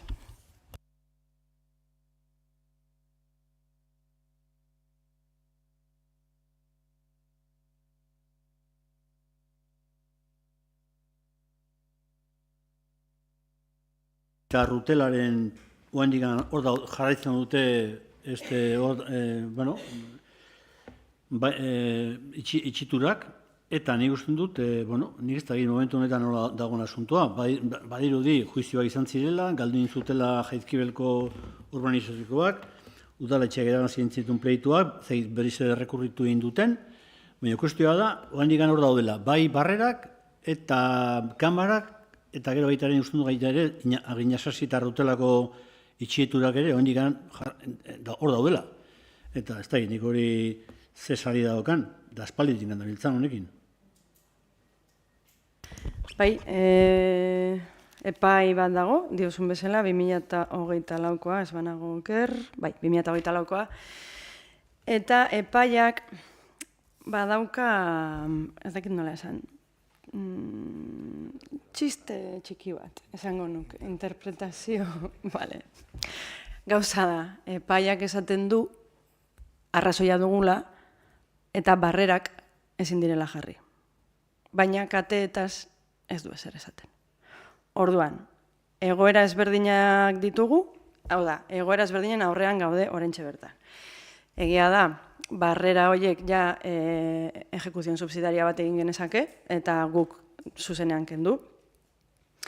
Orain, katea jarri duten horiei errekerimendu bat egin zitzaien, zuk esaten duzun bezala, ez dute kendu, baino ez daukagu atea edo ez daukagu bidea guk kentzeko. Bale? Orduan, gainera zuk gomendatu bezala beste esparru batzutan importantea dela jabekideekin lehen da bizi bildu ezer egin baino lehen, horixe da egingo duguna, eta datorren astean, 31an bilera dukiko dugu hango jabekideekin. Hala ere, esan nahi dut, gure aholkulari juridikoa dabilela haien abokatuaren atzetik, eta azkeneko hilabetean 4 edo 5 aldiz deitu diela telefonoz, gogoraraziz, errekerimendua egin zaiela, hori kentzeko, baina, bilduko gara beraiekin datorren astean, eta adieraziko diegu zein den egoera.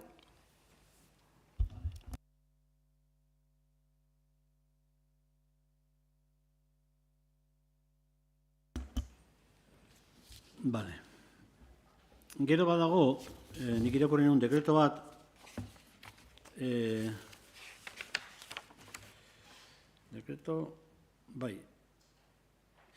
contratar a Guisaquel S.A. las labores de relación de un estudio objetivo de conocer la opinión y actitudes de la población de Revital respecto al alarde, según la oferta, 6.000 euro gehiba.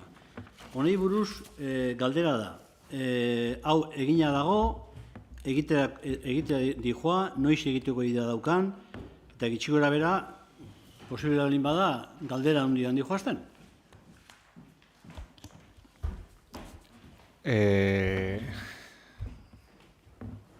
Dekretuen tartea pasatu dugu, alde batetik esango dekretuen tartea pasatu dugula, eta dekretu... Mino galdera da, Eta hau erantzuna. Vale. Aztu dekretoa, galdera.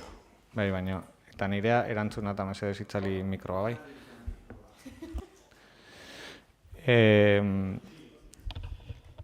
Dekretuen tartea pasata dago, eta galdera hau hemen egiteak nolabaiteko harridura sortu dit,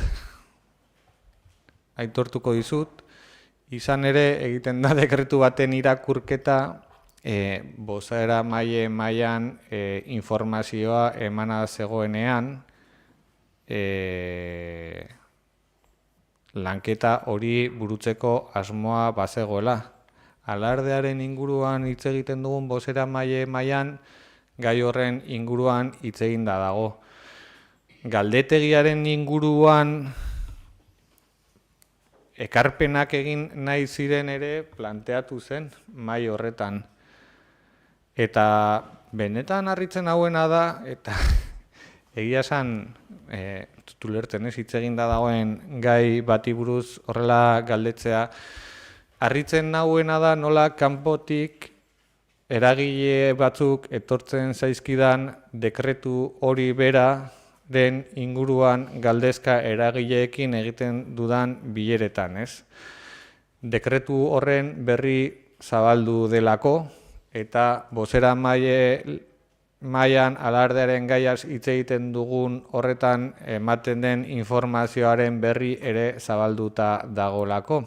Herritarren artean zabalduta dago informazio hori. Eta nik ez dute zer izkutatzeko, izan ere kreditu aldaketan sartu zen partida bati buruzko proiektu bada, kontratazio bada, arrunta den zerbait da, eta ez doan ulertzen neurri batean da nola zabaltzen diren horrelako gaiak. Noski, udaran etorri zirenean eragile batzuk hitz egitera nirekin dekretua beraren ezagutza, kontratazioaren kopurua ezagutzen zutena eta esleitutako enpresa nortzen jakin zutenean ikusirik filtrazio bati buruz ari garela eta udaletik atera den informazio bati buruz ari garela eta herritar horiek ezagutzen zutela. Noski, gaude lanean esleitutako enpresarekin, kasu honetan aipatu duzun bezala, Gizakerrekin, ia inkesta bat egitea bideragarria den herrian zabalduta dagoenean inkesta horren inguruko informazioa. Ez dakigu bideragarria den, ni ez naiz aditua horretan, baina normalean inkestak egiten dira aurrez jakin gabe inkesta bat egitera doazela. Hau da gure realitatea, Josu. Hemen hitz egiten diren eta dekretu batean agertzen den esleitutako enpresa bat, filtratzen da zein den enpresa, filtratzen dira zeintzu diren gauzak, zeintzu diren kopuruak, filtratzen dire gauza asko udaletxe honetatik hainbat eragiletara bereziki, eta horrek batzutan errazten ditu gauzak batzuentzako eta beste ontzako ziurrenik zailtzen ditu egin beharrekoak. Eta momentu honetan esan dezakedana da, bozeramailean aipatu nuen bezala, alardearen inguruan eztabaidatzen ari garen bozeramaile mailan aipatu genuen bezala, asmoa zela udazkenean inkesta bat egitea alardearen sentimentuen ingurukoa. Hori aipatu nizuen, baina orain ikusi behar da, egoera honetan, eta hemen kamaren aurrean hitz egiten dugunean eta teknikoki bideragarria ikusten den udazkenean, alardearen inguruko galdeketa hori egitea herritar guztiek badakitenean galdetegi bat egitera goazela Hondarribiko udaletik, eta beraiek teknikoki iritzi badiote komenigarria dela egingo da, eta iritzi badiote testu inguru honetan ez dela komenigarria egitea, tamalez ez da egingo. Bueno, que esta galdera bat que no está en el guión. Estoy un poco preocupado por lo siguiente. En una reunión, en unas preguntas que hice hace, no sé si son 3 o 4 o 5 plenos, hablé de los fondos europeos y se me contestó que Bidasoa Activa era la que de alguna forma gestionaba los fondos europeos, la que de alguna forma se preocupaba de ver los programas que había de fondos europeos. Hemen erantzun zitzaidan hori. Quiero saber si en este momento, Hondarribitarra, en este caso, si de un departamento hacemos el seguimiento de todas las salidas que los fondos europeos están sacando, supongo, los programas que están saliendo, y si de alguna forma hay una especie de catálogo, algunas ideas, en el sentido de que nosotros de alguna forma podamos incorporarnos en esos programas. Y la pregunta es si de alguna forma hay un lugar o unas personas que se están preocupando de este tema, o si Bidasoa Activa es la que de alguna forma está administrativamente, o tenemos contratada a una persona, a una empresa, como hay muchos ayuntamientos que han contratado empresas especializadas que se dedican a hacer los seguimientos de los programas. Porque un ayuntamiento, cuando tiene un programa y ve una posibilidad, yo sé que en algún caso, por ejemplo, con el tema de las murallas, sí ha habido un seguimiento por parte de Miren, me da la sensación. Pero en el conjunto del ayuntamiento sí hay de alguna forma algo en este momento. Josu, nik neuk jasotzen ditut askotan bai eudeletik, bai Traxatek, uste dut izena dula elkarte bat estatu mailakoa, eta hau informazio eman izuen Traxateketik, eudeletik eta beste Bidasoa biziriketik, jasotzen dut informazioa, egiten dut sailkapena eta sail bakoitzari bidaltzen diot bai zinegotziei eta bai teknikariei beraien saileko dirulaguntzen inguruan baliatu daitezkeen dirulaguntzetarako aurkezteko.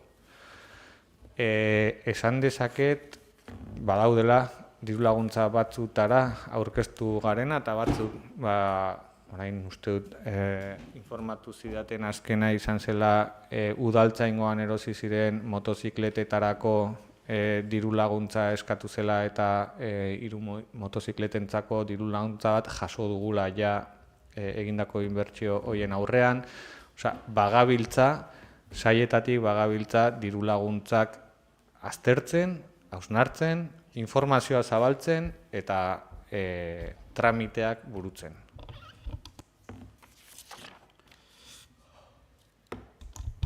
Beste galdera improvisaturik? Finito. Bai, Gonzalo? Nik egingo dut, bale, lehenengo bai. Bai, Ainhoa, zurea da Hau hitza. da, gizarteko zierako, sarrera txiki bat dago moztuko dut, eta gero galdera, bale, baina oso txikia da. Pixka bat, orain gaurko plenoan udalbatzan hitz egin diren gauzei buruz, ni ere kasualida, idatzia da neukan, hausnarketa txiki hau. Legegintzaldia hasi zenetik, gizarte kohesioaren arloko oso batzorde gutxi egin dira. Zaintza adinekoak eta egoera ahulenetan dauden pertsonak bezalako gai garrantzitsuez ari garenez, zuzenean zer lantzen ari diren jakin nahiko genuke, eta ez komunikabideen bidez azken aldian agertzen ari den bezala. Horregaitik, gobernu taldeari eskatu nahi diogu batzordeak maizago deitzeko konpromisoa har dezala. Guztiok eskatzen gaituzten gaiak landu ahal izateko. Eta oneri lotuta, galdera dijoa kasino zaharrari buruz. Nola dijoazten, kafetegiaren obrak, edo, nola dijoa gai hori.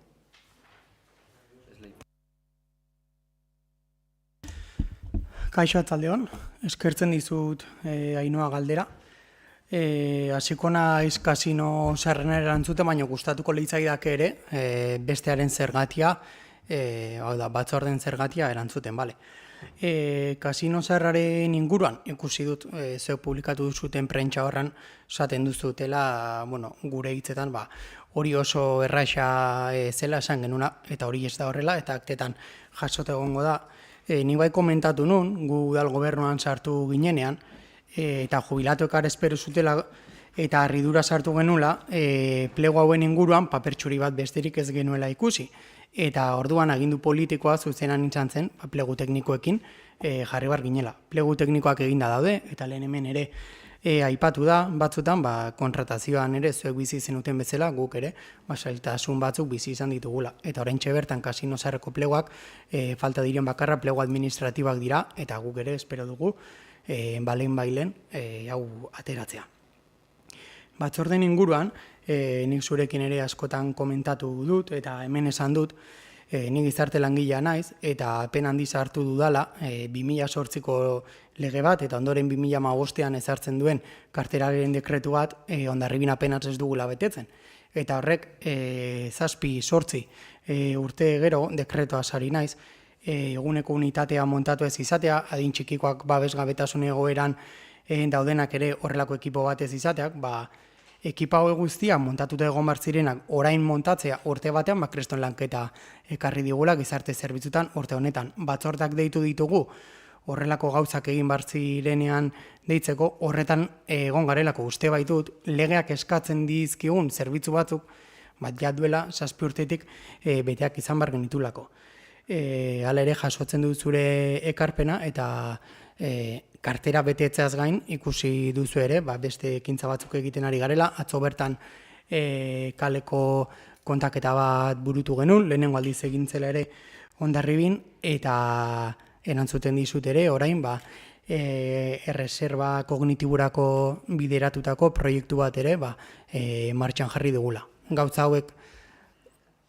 hauek nahi baduzute ere batzordetara eramatera modu informatibo batean bada ere, jasotzen dut, baina arrazoia izan da egon gerelako kartera betetzeko lanketan, bai aurreratzen dizut, horrengo hilabetean batzorde bat egingo dugula, karterako beste zerbitzu bat montatzeko, karterak eskatzen den 1.8 puntua, egiten diola referentzia eguneko unitatei, eta horra hartzen du gain, udalak baita aukate eskumena, dependentzia gradu lehenengo mailan dauden pertsonei arreta hori ematea, eta hori aurrekontutan jasota dago, eta lehenbailen montatzeko ideia dago, pleguak betetzen ari baitira. Mila esker. Eskerrik asko. Bai, besterik? Gonzalo? Bai, mila esker Igor. Bi galdera, bi gai, aurrekoan galdetu nun, iraia 7ko gertatik izun, horiek nola zijoazten, aipatu ziguten zure ahotik ikerketa bat martxan zegoela, eta galdera da, ea ikerketa hori bukatuta dagoen. Eta hori da galdera.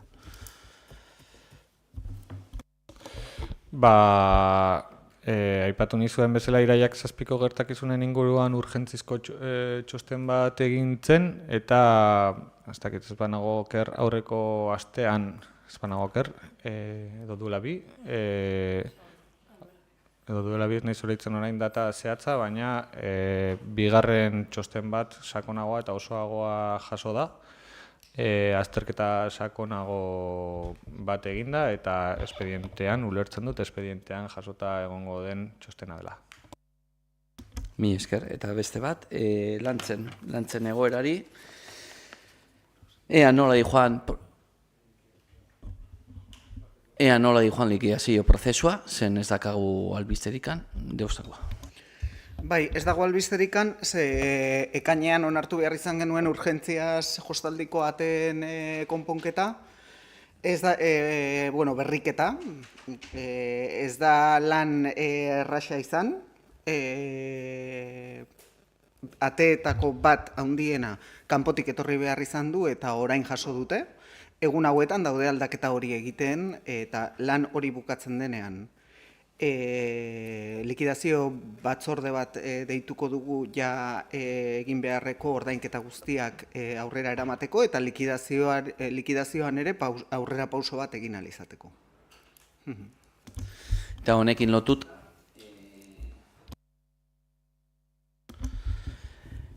lotuta, ea zeinekin barritun kursoen presioen aldaketaren kopuru horiek, ez dugu ez batzorretik pasa, lantzenetik enestare, eta presio aldaketak egon dire, eta gero ere bai, egongo dire inbertsioak.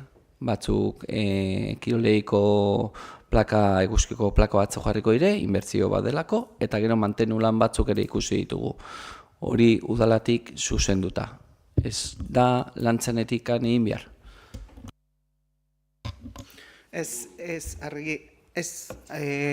Argi geratu zen, alde batetik, bai jostaldi eta bai hondartza kiroldegiari zegozkion inbertsio edo mantenuak, disoluziorako erabakia hartzen zen momentutik udalak hartzen zitula. Energetikoa garoaren sailekoa da, nahi baduzu berak emango dizkizu azalpenak, eta prezio igoerari buruz uste dut aurreko udalbatzan argi utzi nuela, jarraitu genuela udako kanpainan jarraitutako irizpide berdinak, eta horregatik aktibitate edo jarduera konkretu batzuetan egon den prezio igoera. Ze errepikatzen dut, kiroldegiko abonoak ez dira igo. Prezio berberean mantentzen dira. Igo direnak dira jarduera konkretu batzuen prezioa. Bai? Bi galdera. Bonoa ez dut esan ditut kurtsuak, horregatikan. Eta, baina bai, presio horiek bai lantzenetikan pasagen ditu nudakoak, baina hauek harritzen dit ez pasatzea ez batzorretikan edo ez lantzenetikan, argitzetikan, batez ere.